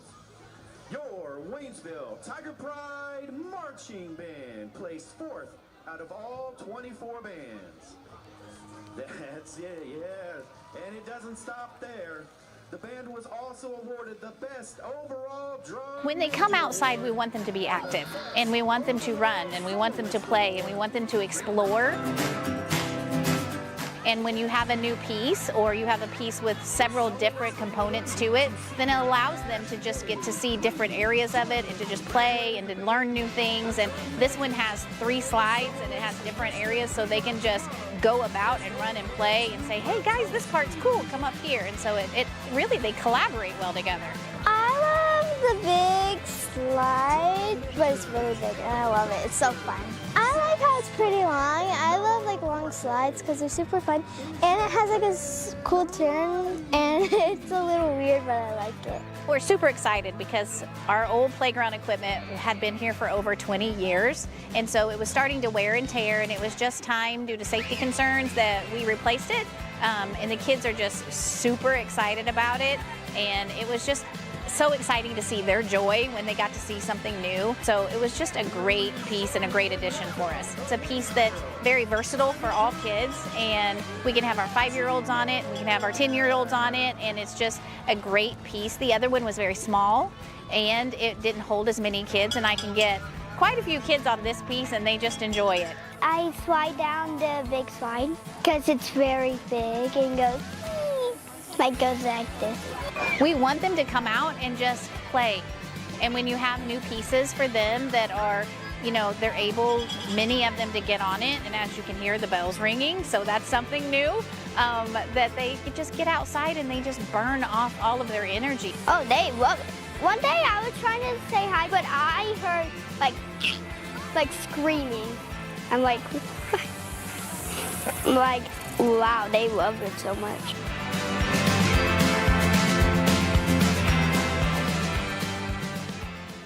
I think that one of the greatest things about being a kid is that you can understand that science is literally everywhere around you every single day.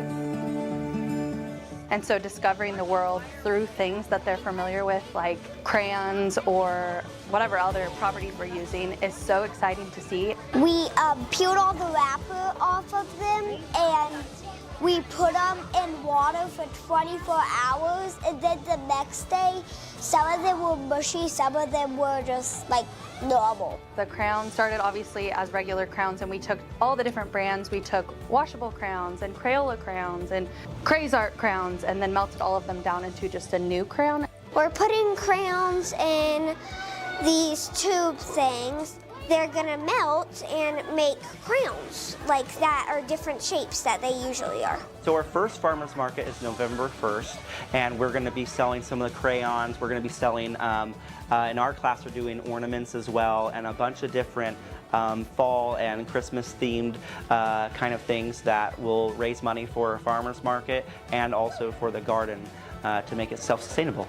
I was thinking of 2nd grade and their matter unit. I was like, this would be a perfect thing. It's upcycling. It would be low cost, just buying some molds. And the kids love to get dirty. As yesterday, their hands were all dirty with all the crayons, and it was so much fun to peel off the paper and then seeing how it goes from a solid to a liquid. And then we can sell some of their product, and they get to see how it benefits them and all the stuff they want to do in the garden in the spring. Why I think it's fun is because I kind of like to get my hands all dirty and touch all the mushy stuff because I never have.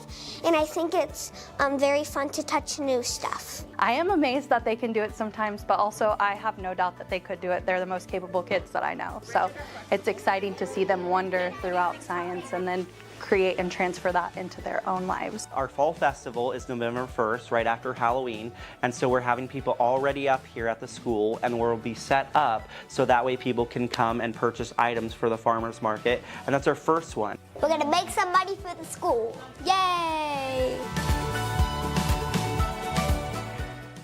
The goal is to evolve each year. You know, we want to get better each year, but we also need to challenge the kids each year. We just can't keep doing the same plays. We got to add to our list of things that we're capable of doing.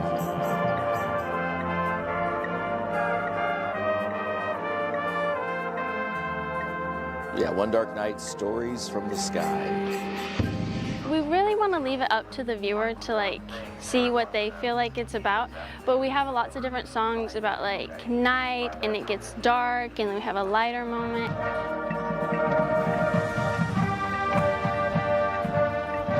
This is our 4th year, and I would say out of the 4 years, This has been the most challenging show to learn, both as far as drill goes and especially the music.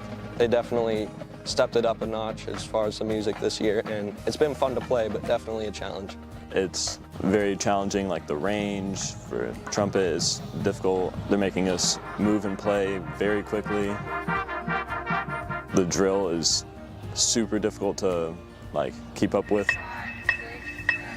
Marching shows can be very abstract. We've done shows in the past that have been very literal as far as telling a story, and you could see that story on the field. The story's in the sky. It's obviously constellations, and we all can look up, and we can be literal with that sense. But it's also just an opportunity for the audience to watch a show, and what do they see? What are they getting out of it? For me personally, I get out of it remembrance that I need to slow down, get off my phone, look up, and look at the real stories that are around. I'm feeling really good. We've had some pretty good rehearsals, and I feel like we're going to do pretty good this year. It's just a really family environment. We try to really push kindness and maturity here, and we really like to just make a community and be with one another. It's a really fun environment to be in.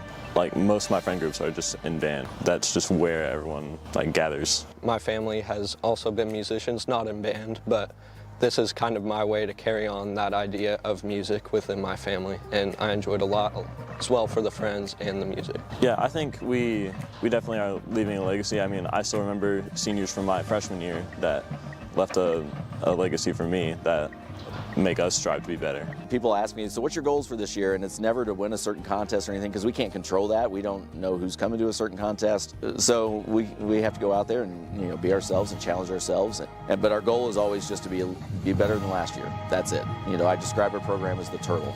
We just kind of keep moving forward slowly and surely, and the slow and steady wins the race. Ladies and gentlemen, Nixa present. Our first graders, they really look forward to coming to second grade because they know they get to dissect cow eyeballs. And so you normally don't get to do that until going into high school. Right. But they're excited. They're 7- and 8-year-olds, and they get to come into second grade and dissect cow eyeballs. How fun is that? We do teach the scientific methods, so we ask a question and we create a hypothesis on if human eye is similar or different to a cow eye. So we are able to really focus on that question throughout the experiment, and then we are able to draw conclusions. It's really neat to see that there's a little bit of both, and then the kids can draw those conclusions and work together and really get their hands dirty. It's pretty gross, but I thought it would be gross, but it actually wouldn't be. It's kind of cool and kind of awesome, and it was mostly kind of cool because when I saw the little lens, I'm like, whoa, that is really a cow eyeball, and I'm like, whoa. I haven't actually touched a cow eyeball in my life. I've seen one plenty of times, but I haven't touched them, and the smell was also pretty disgusting. It smelled rotten and very weird. When we were dissecting it, my friend Dixie was poking it, we saw something about to pop out, and we're like, Dixie, Dixie, and she's like, what? And I'm like, look at it. And she's like, okay, yeah, that's definitely about to explode. I mean, it was really gross, but it was really cool at the same time. I was telling somebody else behind me, I was like, what if I'm the one that has to step out? I'm the one who's in charge right now. What if it's me? And it was awesome, and there were some things that I was like, is that supposed to happen? But it was, and the kids were like, I want to touch it, and I'm like, okay. All of it was very guided too. Honestly, I love this year too because we, as being first year into second grade, are learning as the kids are learning as well, and I feel like that is super impactful too because I'm discovering things as they're discovering things too. We're all just having this great experience about it. And they started using words like hypothesis and the research part or the experiment, and they understood that they have to do the hard part before they get to do the fun experiments and stuff like that. It was fine until the smell.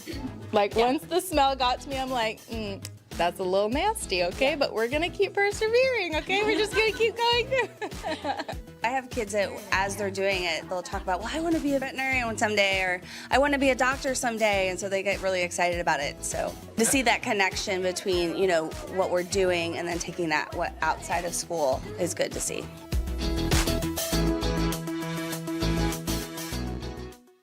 Hello, welcome on the field. 35-0 to score. Nixa Eagles lead the Waynesville Tigers, and the scoreboard favors Nixa pretty well heavily. But if you look at that first half, it wasn't the most beautiful first half of the Nixa offense. Adam McKnight, 7 for 9, 186 yards. Baron Johnson, 2 touchdowns. That's the most he's had all year, 83 yards. He has 3 receptions.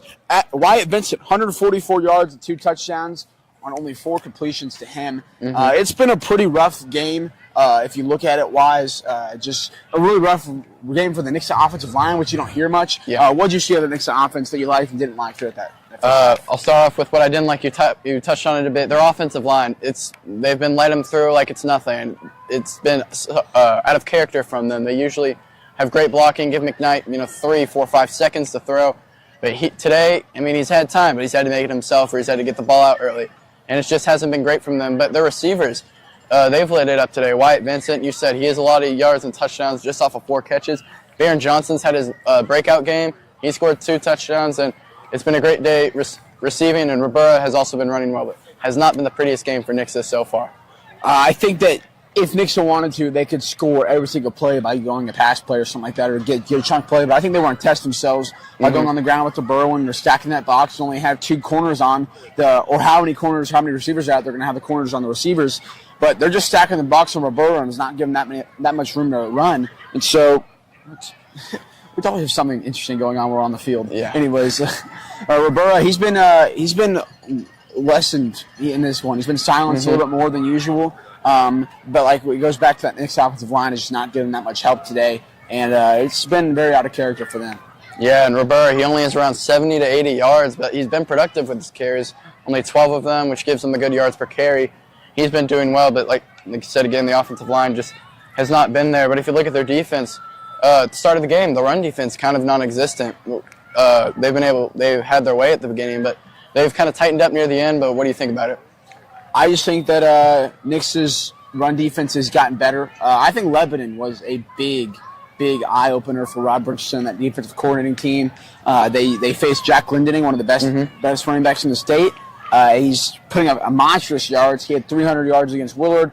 He had a great game against Ozark. He had a great game against Nixa, too. Yeah. Kid's just an absolute beast, hard to commit, and he's going right into a perfect offense there, as Harding is a very run-heavy offense. They haven't lost many games recently in college. They're back-to-back national champions, I believe. Really great college there, but as I digress, it's just it's going to be tough for Nixa defense when they face run-heavy offenses. But I feel like Robert Richardson has been locking it down a little bit, as Waynesville's not the best run offense you're going to see. But Lebanon was one of those ones up there that you're going to have to prepare for him. He did a great job getting ready on the fly and getting better on that run defense. Yeah, not one of the best run offenses, but they've been mixing it up. They have direct snaps to Kelsey. He's kind of been maybe their quarterback this game. He gets the ball so much on the snaps, and sometimes they give it to the quarterback and he keeps it. They'll hand it off. They'll put people in motion. It's kind of a trickery offense, but they've been done a great job stopping it and finding who has the ball and concealing them. But another thing I love from this Nixa team is how aggressive they are tackling. They've gotten 2 fumbles. They're always looking to punch the ball out. Even whenever they're just tackling normally, they just go and bring in a punch. Maybe they get their hands on the ball. And I think that's just a great behavior to have as a defensive player in a defensive squad, to try to get the ball every single time you can. The one thing that has been killing Nixa and Waynesville actually is penalties. I just don't know if the refs are wanting to throw their flags a lot today, or they're seeing different stuff. There were some holdings that were questionable. There was holdings that weren't called that were holdings, and it's just been all over the place today. If you're going to be referee, you got to be consistent. That's the number one thing. Is if you're going to make those bad calls, you got to make them consistently, because you can't have them guessing back and forth and ruining those drives when they actually aren't penalties, or when they actually are penalties, you're not calling them. So it's just a matter of being referees. You just got to be consistent, and we haven't been seeing that throughout the whole game. And this Nixa score should probably up to be 49-0, 42-0. But there's been a lot of things going on, a lot of games, a lot of delays, and this first half has taken forever. I think everyone just wants to get out of here, but they're going to have to tack on some points to make sure that Waynesville doesn't stop that running clock in the second half. But Waynesville if they want to win, they're going to have to open up that pass, or if you have a chance to win, they're going to have to open that pass game for them. Yeah, I had some thoughts about some of their play calling. It was third and 13. I said second and long. Maybe you run the ball to chip in to get a shorter third down, but third and 13, especially against Nixa, they've kind of stopped your run now late in the second quarter. You might want to open up the pass, open up opportunities that Nixa's maybe not ready for, establish a pass game, which could give you more opportunities just later in the game. But they decided to run the ball, and Nixa's all over it. So I just don't like the play call, and I just think, like you said, establish the pass, throw something in their play action. They've ran the ball a lot. Nixa may not be ready for it, but just do anything to get that passing utilized. You got anything else? I'm out. I'm out of everything to talk about. That's all. 8 minutes till kickoff. We got 4 minutes on the kick, and then we got 3 more added. Waynesville gets the ball at half, looking to strike back and stop the running clock from starting early in this third quarter. We'll see you guys back in the booth. I mean, I used to look forward to Friday because, the school weekends, but now I look forward to it because I get to commentate football games. It's really fun and just enjoy doing it, and the close games are more fun to do by a long shot. So this is our 4th official year as a class, 5th year with students running it. First year was a club, kind of getting off the ground. Last year we had, I think, about 160 live streams that we did, whether it was home or away, full broadcast or just a single camera with a kid on the road. We had 175,000 viewers last year, so just a crazy, crazy number. I would expect that number to grow this year based on what football's been doing so far. We don't even get to count all the people that are Big Whiskeys and 14 mil, and that counts as 1 viewer for us. This is my 3rd year. Freshman year, my friend was in the class, and he knew I wanted to be part of it, but I wasn't in the class yet. And we had district championship for baseball, and he's like, hey, do you want to call this game? And I was like, sure. Came along with the baseball team. My first game ever doing it, district championship. It was so fun. I just kind of fell in love and joined the class that next year, and here I am. It's just kind of an adrenaline rush. The crowd, I feed off everyone's energy, and whenever you got a great partner like Brady and a great crew like Dalton as our director, Burns doing a great job producing, there's just so many great people around you. You feel comfortable, and you're not scared for anything. So for football, I am the director. So that means I change the cameras, I tell everybody what they're supposed to be doing, where they go, I prepare like the schedule for the production. It's like Burns, and then there's me. Last year, actually, it's like a bit of a learning curve because my first year doing it. But yeah, I think I've gotten it down pretty good. For Nixa Live, I am the graphics operator. I put graphics up on our YouTube live streams. I pay attention to the game. If a player makes a play, I try to put their number in and get them up on the screen as quick as possible to highlight what they did in the game. At the volleyball game, Nixa vs. Republic, I was running the camera. I've really done most of the things. I did graphics in the NIT a lot, I did replay. I know how to do it all, but not well maybe at all, but I know how to run it basically, and commentating is what I like doing the most. I started last year commentating basketball. I did a JV boys game and then a varsity girls game, and then Mr. Burns let me do the varsity girls games for district. I'm glad he gave me the opportunity to do it. I just love sports. I enjoy all of them, really anything. If it's on the TV, I'll watch it, so that's what got me interested. Our school board, our administration, our principals here at the high school, our AD, I mean, he's been a tremendous supporter for us, trying to get us whatever we need. If something breaks, he's there to help get it fixed for us. They're a tremendous support. They're in our classroom. They're there at the games watching what we're doing. I put them on headset from time to time so they can kind of see what we're all about. So yeah, they've been great. The community's been wonderful. Everyone has been super supportive, and the product we have to show for it. The community's helped make it possible, and now we get to give back to them. So it's been wonderful. It just kind of gives them that real world application, and yeah, it's been good. So the whole goal is to have students show the understanding of place value, adding and subtracting decimals, and then we'll continue to build on those skills later in the year when we do a budgeting project where they're designing their own dream vacation. And so what's exciting for us to see is not only are they using math in real world situations, but just the excitement that they get for doing math, but then also you get them to see that awareness of money and expenses, which then leads into this appreciation for, how much mom and dad spend. So that's kind of an added bonus for us to see that grow through this type of lesson. I did a milkshake, fries, a single steak burger, and onion fries. So basically we're just adding up numbers and change, and then we're getting the total. I love math, so yeah, I love numbers. We're steak and shake workers. She ordered a cheesy burger, cookies and cream shake, and cheesy fries. It turned out to be $9.76. I think it's just recognizing, oh, I have to do something with, these numbers have a value, they mean something, and if we're off on that decimal, then we're off, by a lot sometimes. So, again, getting them to recognize that place value matters, and, you don't want to be overcharged, and you don't want to, you want to get the right change back. Seeing that excitement and that engagement. When they come outside, we want them to be active, and we want them to run, and we want them to play, and we want them to explore.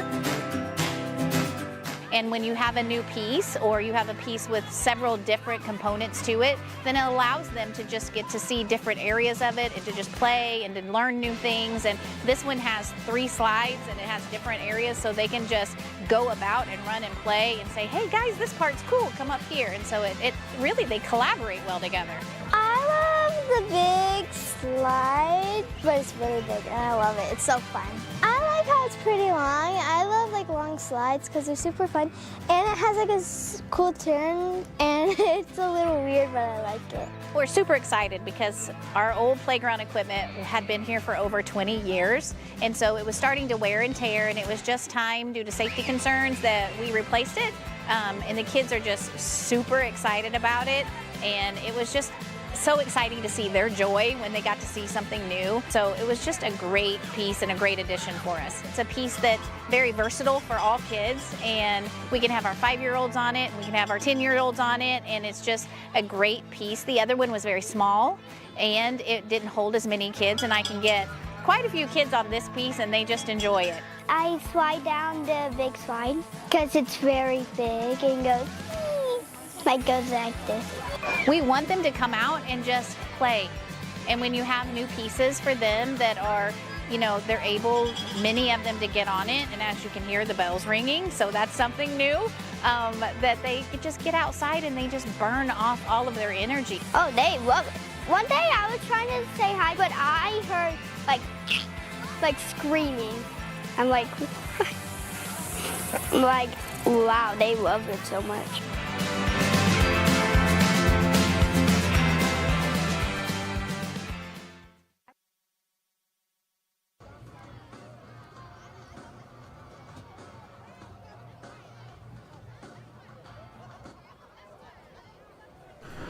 Welcome back here, Waynesville High School. Nixa leads 35-0. Waynesville will receive the second half kickoff.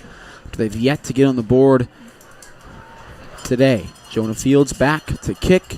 He'll send it to about the 6.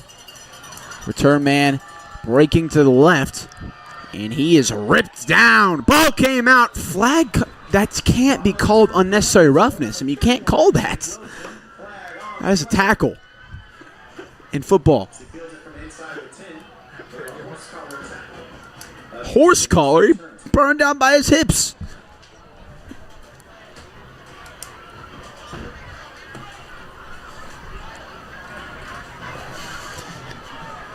I'm not seeing. Yeah, I do. I do not see the flag there. I thought he grabbed him by his hips and just kind of threw him around and brought him down, but our replay machine is broken right now, so don't get a look on that one.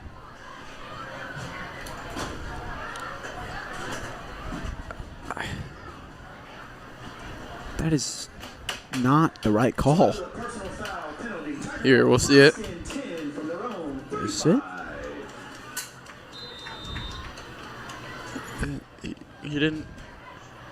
I can see where they're coming from, but he didn't tug on his upper part of his neck. No tackling in football, Brady. This is two-hand touch now. I'm playing two-hand touch football here.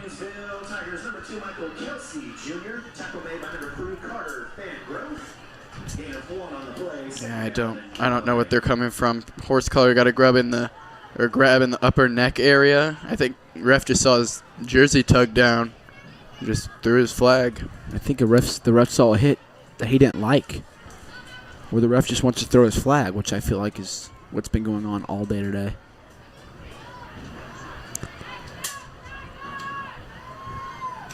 Rolling out left, pitches it. Flag, too hard of a hit. Too hard of a hit. Okay, I'm sorry, I'm done. Forced out by number 7, just shy. It'll be 3rd down and 3 for the Tiger offense. I like that play call from Waynesville. Nothing they've used before. They run outside and pitch it out. Nixa caught off guard from it and allowed them to get more yards. It's that variety of play calls that I want Waynesville to use more. All these different types of runs that they have. That, like right there, they just run it up the gut and ended up working out for them. But they were stopped at first. But just use it more variety. Lebanon leads Kickapoo 35-7 at half. Ozark and Glendale is tied at 7. There are Joplin Neosho. Joplin leads 14-7. Carthage Republic. Carthage leads 28-7. So what we thought was going to be a good day, slowly becoming a blowout day. Except for Ozark Glendale and Joplin Neosho. 1st and 10 for the Waynesville Tigers.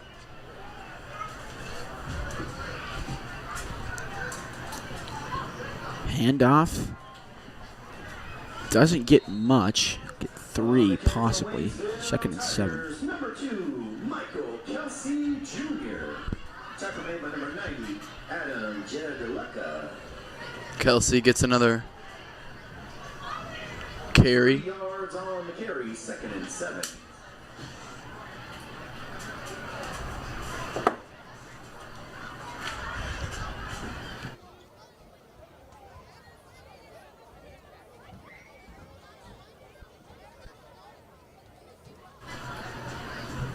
Hands off outside, doesn't go much. On the carry for the Waynesville Tigers, number 12, Aiden Moss. Tackle made by number 3 of the Eagles, Carter Fangrove. Fangrove credited with yet another tackle on the day. 3rd down and 6. Fangrove's been playing well on defense, flying around, getting tackles. There's always one player.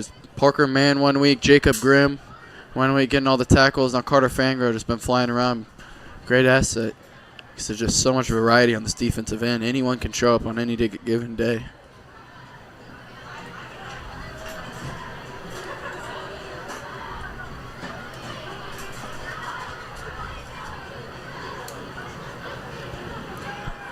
Quarterback keeper gets swallowed up, and now it'll be 4th and 2. On the carry for the Waynesville Tigers, Aiden Moss. Tackle made by number 7 of the Eagles. Like I said, just no variety in that play call. They just run one up the middle, and right there, they just throw it back up the middle again with their quarterback, Aiden Moss, and he swallowed up immediately. Just one more variety to keep the defense guessing, but right there, they're just ready for whatever call, just to run up the gut.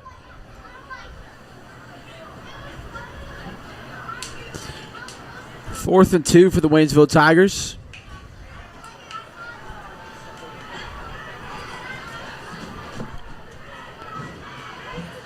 And that'll be a turnover on downs.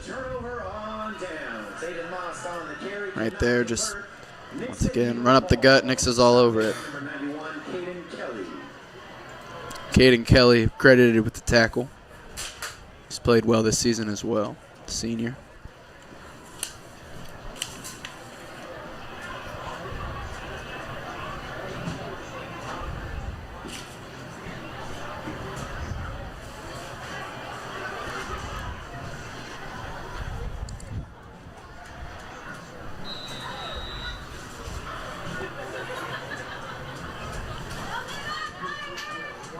Knight will take the snap and hand it off for Burrow. Burrow will go left, has a hole, got one man to beat, and he's going, and he's taken down at the 18. Great run there from Dylan Ribera. A touchdown saving tackle from behind for the Waynesville Tigers. Ribera had a great hole for him out of the offensive line. Must have been talked to during the halftime, like we mentioned. He created a car-sized hole for him to just run through and easily get 30 yards. And there, once again, another great blocking to get him all the way down to the 9-8 yard line. Number 5, Dalen Rivera. Tackle made by Carmelo Jackson. First and goal, Nixa. First and goal for the Nixa Eagles. As this will probably be one of the last times we'll see the varsity Nixa offense on the field. Burrow will head right. He'll be about 4 yards short of the touchdown. It'll be 2nd and 4. Tackle made by number 42 of the Tigers. 32, correction. Cody Council, 2nd and goal. For that 5-yard carry, 2nd and goal.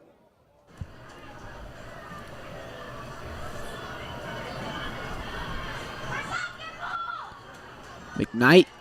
Pass it back to Cantwell. Jackson Cantwell runs it in. And it's a big man touchdown to number 79, Jackson Cantwell. 5-star Jackson Cantwell puts Lane Melterbarger on the ground during the celebration. And wow, Cantwell punches it in.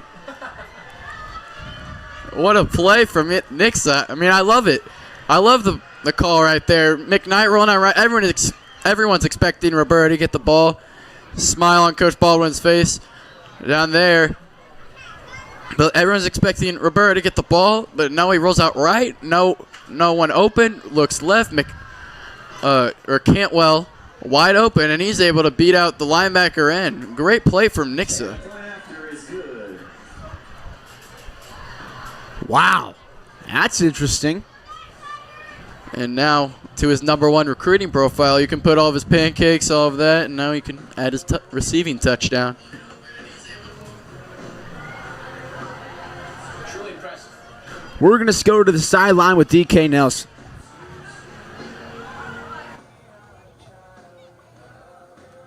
School Jackson Cantwell, the #1 player of the 2026 class, just came away with that touchdown for the Nixa Eagles. Thank you, and back to you guys in the booth. Thank you, DK, for that. 42-0 is the score. Nixa leads the Waynesville Tigers here on the road.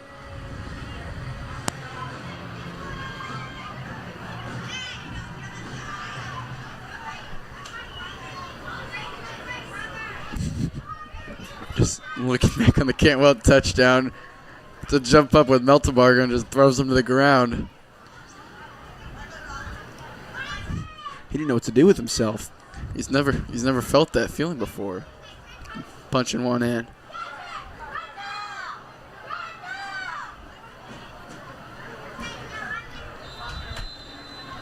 Wow. McKnight, he looks right, throws back to Cantwell.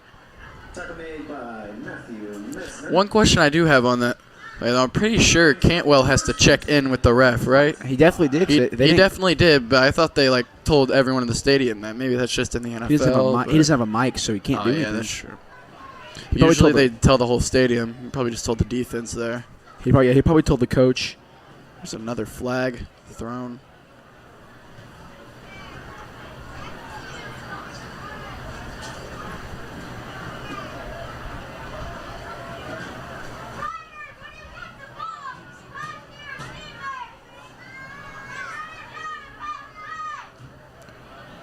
So 10 yards will be added on after that 19-yard return. It'll be Waynesville ball 1st and 10 from their own 35.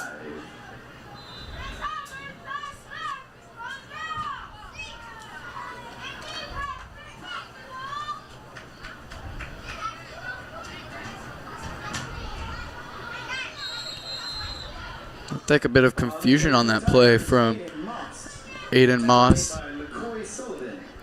Didn't know what he was wanting to do. Looks like he wanted to pitch, and then who he wanted to pitch to in front of him, and it just looked confusing, but he ended up picking up 4.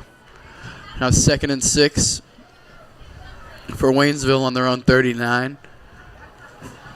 3.5 minutes left in the quarter on the turbo clock.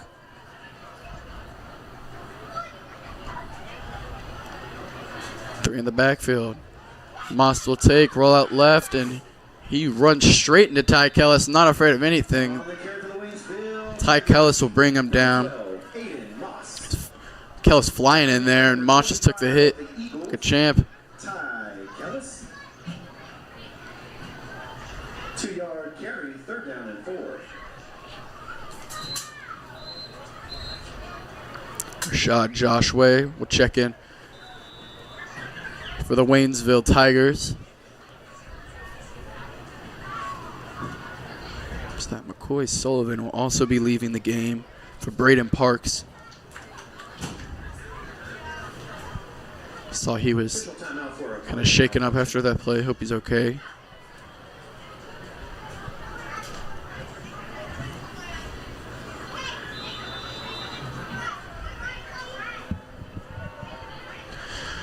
Third and 4 now for the Tigers, looking to convert here.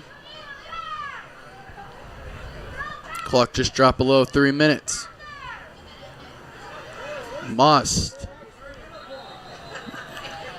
will not receive the snap. A flag will be thrown. Once again, we'll see who it's on. Will be on the defense. Offsides. 5-yard penalty will automatically give them the first down. Another penalty killing Nixa on these crucial plays. Touchdown called back earlier for Barron Johnson right there. First down let up. It's just been very undisciplined and out of character for Nixa.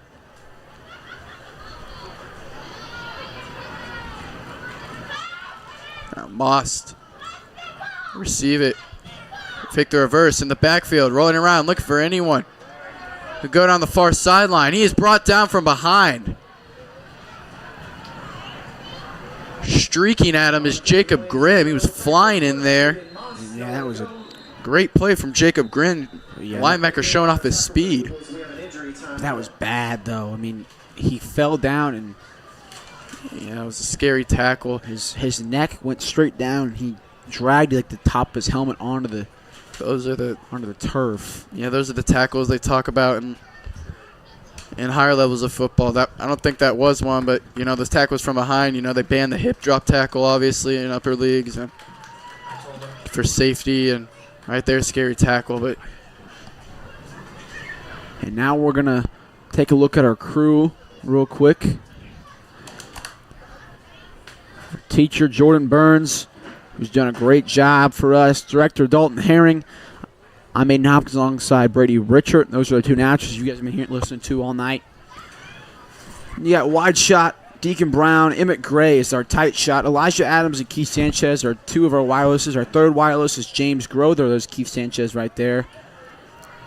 Our third wireless is James Grother. Eli Ziga, our graphic specialist. James Falkenberry, our graphics assistant. Evan Brett, our replay operator. James Dernberg, our replay assistant. There's those two. James Dernberg in the middle, Evan Brett to his left.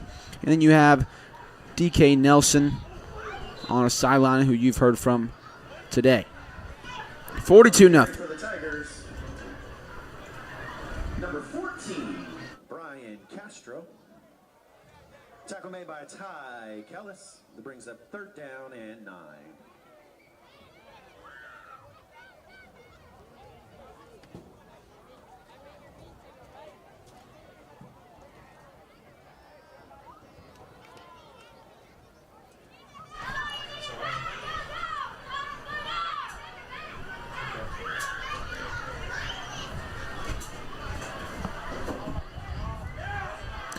Waynesville's looking to pass here, and it's short.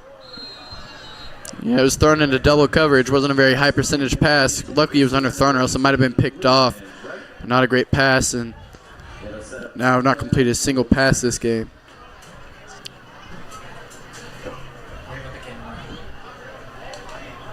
Welcome you guys in the booth.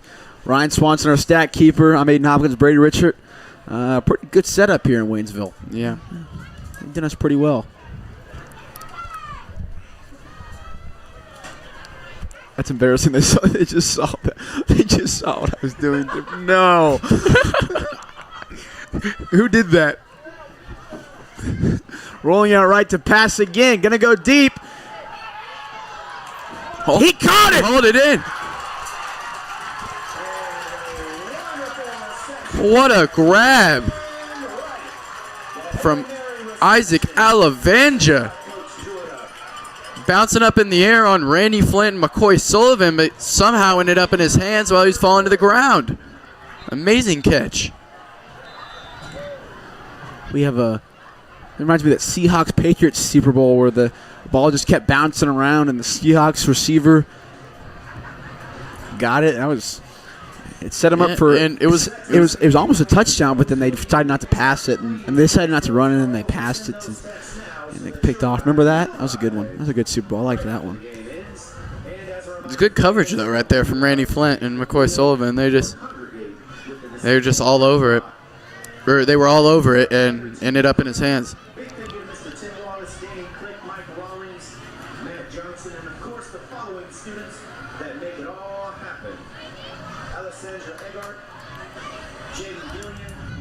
So, as we end the third quarter, we're going to step aside as you hear a word from our platinum sponsor, Air Services All Services.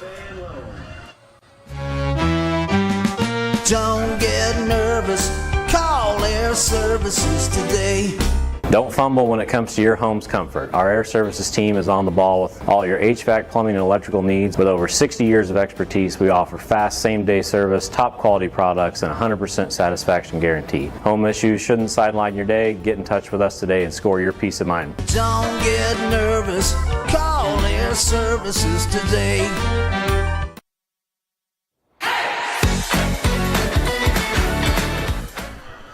$42-0 here. Start of the fourth quarter. Waynesville knocking on the door here. On the carry for the Waynesville Tigers, number 14, Brian Castro. Not much for him, about one on the game.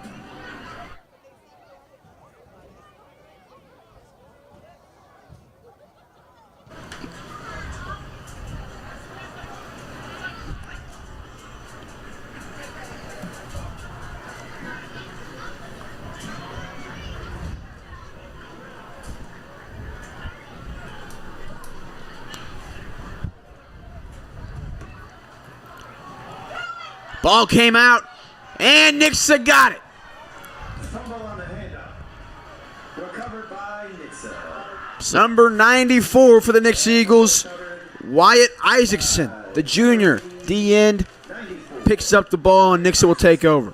And Nixa gets their third forced fumble and recovery of the game. Right there, I think, it's just confusion on the handoff. The ball was on the ground, and Isaacson jumped all over it. Nixa once again gets the ball back as Maddox Gibson instead of McKnight takes the field now.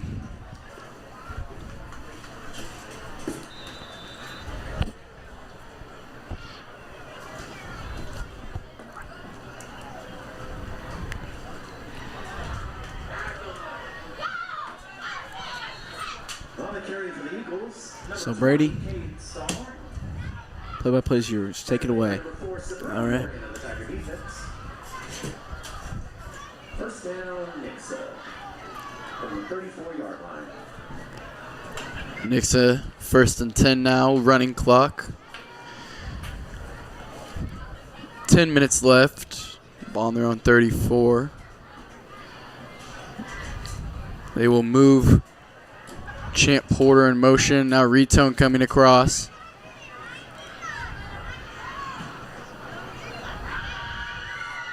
Gibson will hand the ball off to Shaw. Shaw will go on the right side, finds a hole, spinning off tacklers, moving down into the 50. Right on the nose of the Tiger at midfield.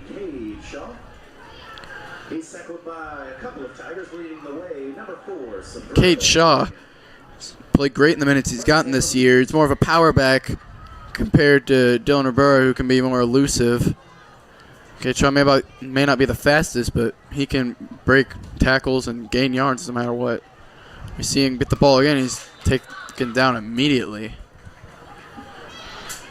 Don't mean to interrupt you, Brady, but I want to invite everyone to be our guest at the Atos Center, November 7th, 9th, and 10th. Beauty and the Beast, Nixa High School Theater presents it.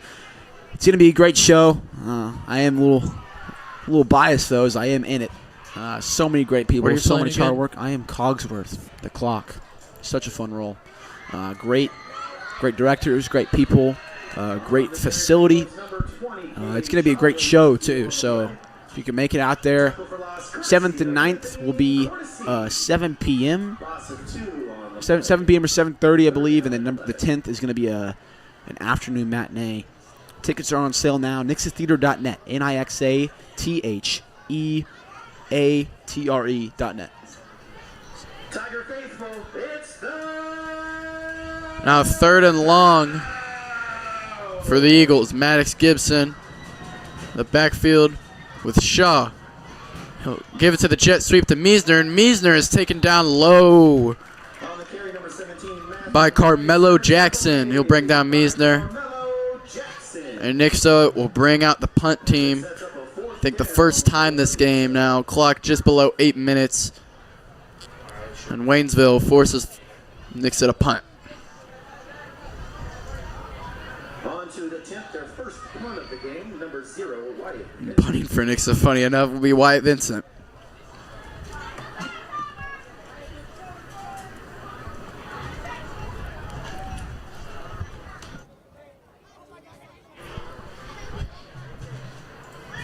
Low snap for Vincent. Boots it. He bouncing. Got a generous bounce just near the 12-yard line. And we're going down now to our sideline reporter, DK Nelson. DK Nelson reporting live from Waynesville High School. The Nixa Eagles are up 42-0, going home with a win on Pink Out next week. Backyard Brawl. Thank you. See you guys in the booth. Thank you, DK, as we now take a look at the Nixa Dirty Birds, now small of the blowout, but still holding strong in spirit, wearing the pink out for breast cancer awareness. Now October. Man in motion, be taken inside and brought back hard. That'll be Weston Hepner. Taking out Caden Wilson for a loss. 50 and 94, that's Wyatt Isaacson. And Weston Hepner. No gain on the play, 2nd and 10, Waynesville. And any questions about this being a trap game or Nixa not being able to keep their foot on the pedal, I think are answered now, right? They easily by them. Yeah. Now under center. Right will be Moss. He'll throw. Tipped in the air. Almost picked off. Weston Weldon was in the area. Scary pass for Moss. He was looking for Braylon Scott on that one. Well, out right. Braden Parks was all over breaking it up. Weldon almost was in the area to come up with it. –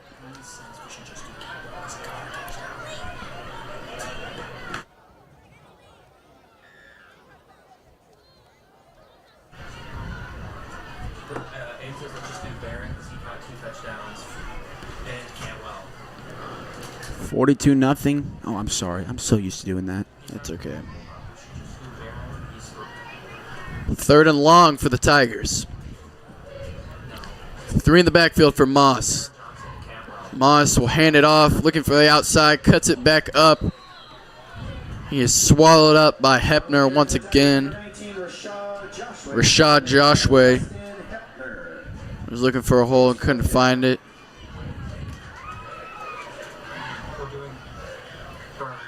Now Waynesville with the decision.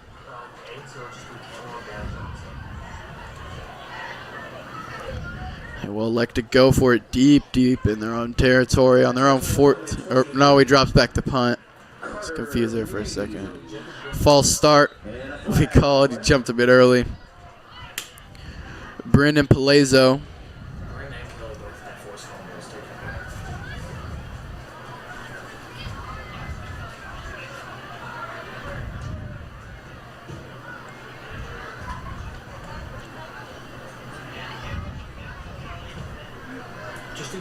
False start on the offense. 5-yard penalty, replay, 4th down. 5-yard penalty. We'll throw them back to the 9. Back to return for Nixa is number 23, Carter Mabe.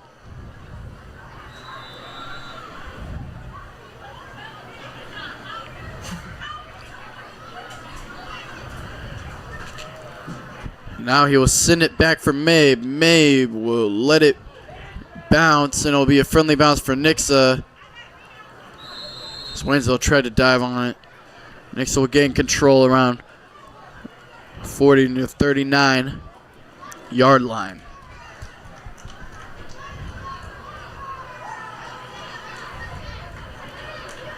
After the punt, it's Nixa ball, 1st and 10 from the Tiger 39. With this clock running down, Nixa securing the win this week, and next week they'll take on Ozark at Nixa for the backyard brawl. Yeah, Ozark's ready up, for it. Ozark's up 21-7 on Glendale right now, so I think you're going to walk away with that one. Is that the only one we disagreed on? Yeah. You lucky man. Did that on purpose. Well, yeah, because you wouldn't go. I should have told you that both quarterbacks are injured for Carthage and Republic. I should have let you pick that one on your own. After going 6-0, not everyone can win, so just. Oh, stop it. Cade Shaw was stopped in his tracks for a gain of 0.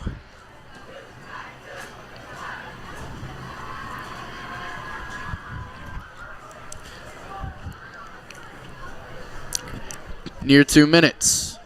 Maddox Gibson gave it once again to Shaw. Shaw will power just to 33-yard line. We're going to take a look at the upcoming schedule here for Nixa. Like you mentioned, they will have Ozark next week at home for the backyard brawl.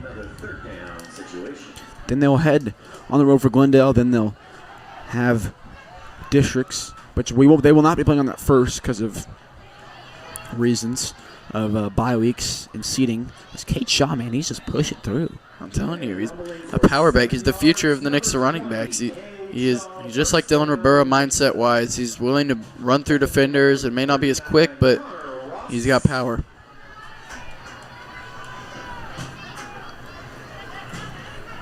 No victory formation yet. Running through. Give it back to him left side, just a yard shy of the first down. 2nd and inches, it seems like now. Nixa running some tempo, maybe trying to get in a last-second score.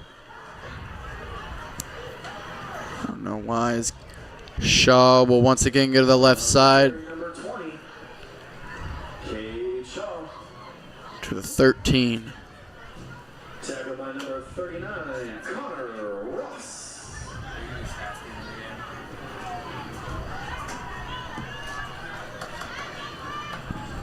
.30 seconds left. I think Nixa might just kneel this one out, and they will. 42-0. Nixa will knock off Waynesville Tigers, and they will improve to 7-0. Waynesville falls to 0-7.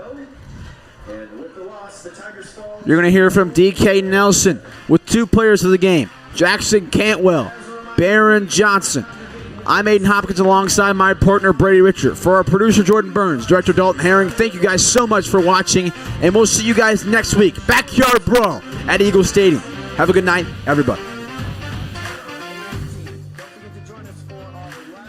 Regular season home game of the year. October 18th will be Military Appreciation Night. First play was a touchdown. Wyatt. Now we're going to see something here. McKnight's going to go deep. First play of the game, and that's way too easy. First play, Nixa scores a touchdown. Wyatt. Weird, and here it is. Reverse to Maddox Gibson on the run, and he hit Wyatt Vincent for a touchdown.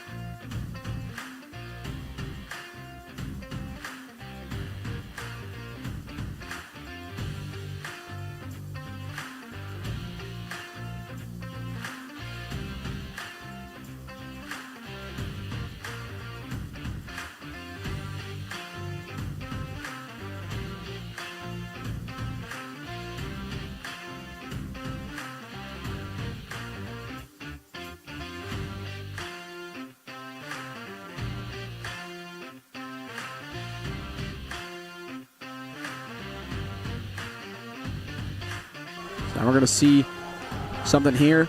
McKnight's going to go deep, first play of the game, and that's way too easy.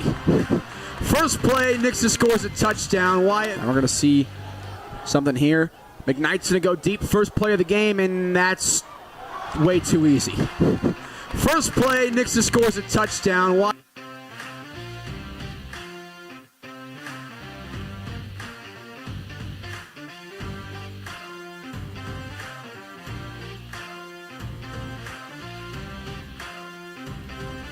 Now we're going to see something here. McKnight's going to go deep, first play of the game, and that's way too easy. First play, Nixa scores a touchdown. Wyatt. Now we're going to see something here. McKnight's going to go deep, first play of the game, and that's way too easy.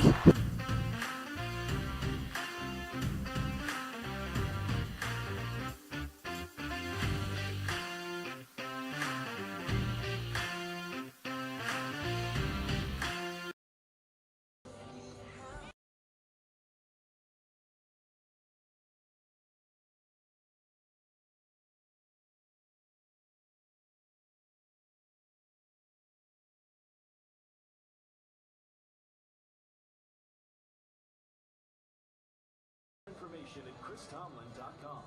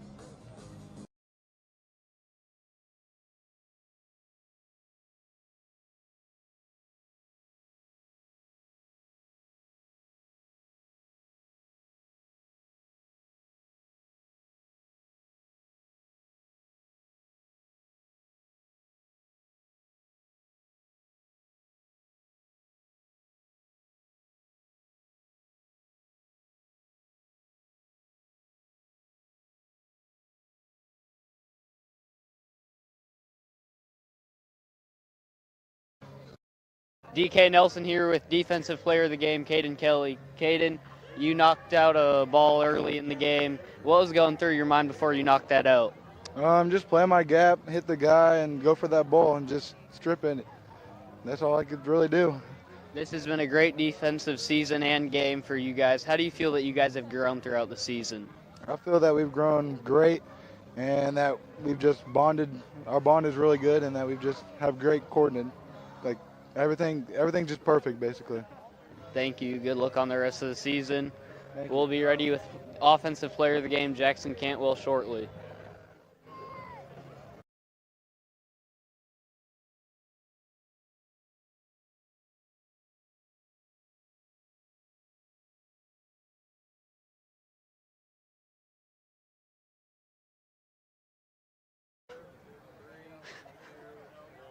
I'm here with Offensive Player of the Game, Jackson Cantwell. Jackson, you were recently placed as Missouri's and the nation's #1 player for the 2026 class. How does that feel? Well, it feels great. I mean, it's been something I've strived for a while, and I just need to keep my head down and keep working because this team's got a lot of potential, and I just need to be able to execute so that we can win on Friday nights. And you scored a touchdown this game. What was going through your mind when you hit that end zone? My mind was just catch the football and then try to outrun that guy because I didn't know if I'd be able to. But thankfully, I was able to get to the corner just in enough time. And I've been waiting for it to get called for about 2 years, so it felt pretty good to finally get it called in. It works. We tried it earlier in the game. I got chipped coming off the line by a blitzer, so I didn't really have time to get set out there, so Adam had to run it. But I mean, it ended up working out, and that's going to be a pretty fun clip to see kind of circulate through the internet throughout the next couple days because they tend to run with that kind of stuff. Yes, sir. Thank you, and good luck on the rest of the season. Thank you. Appreciate it.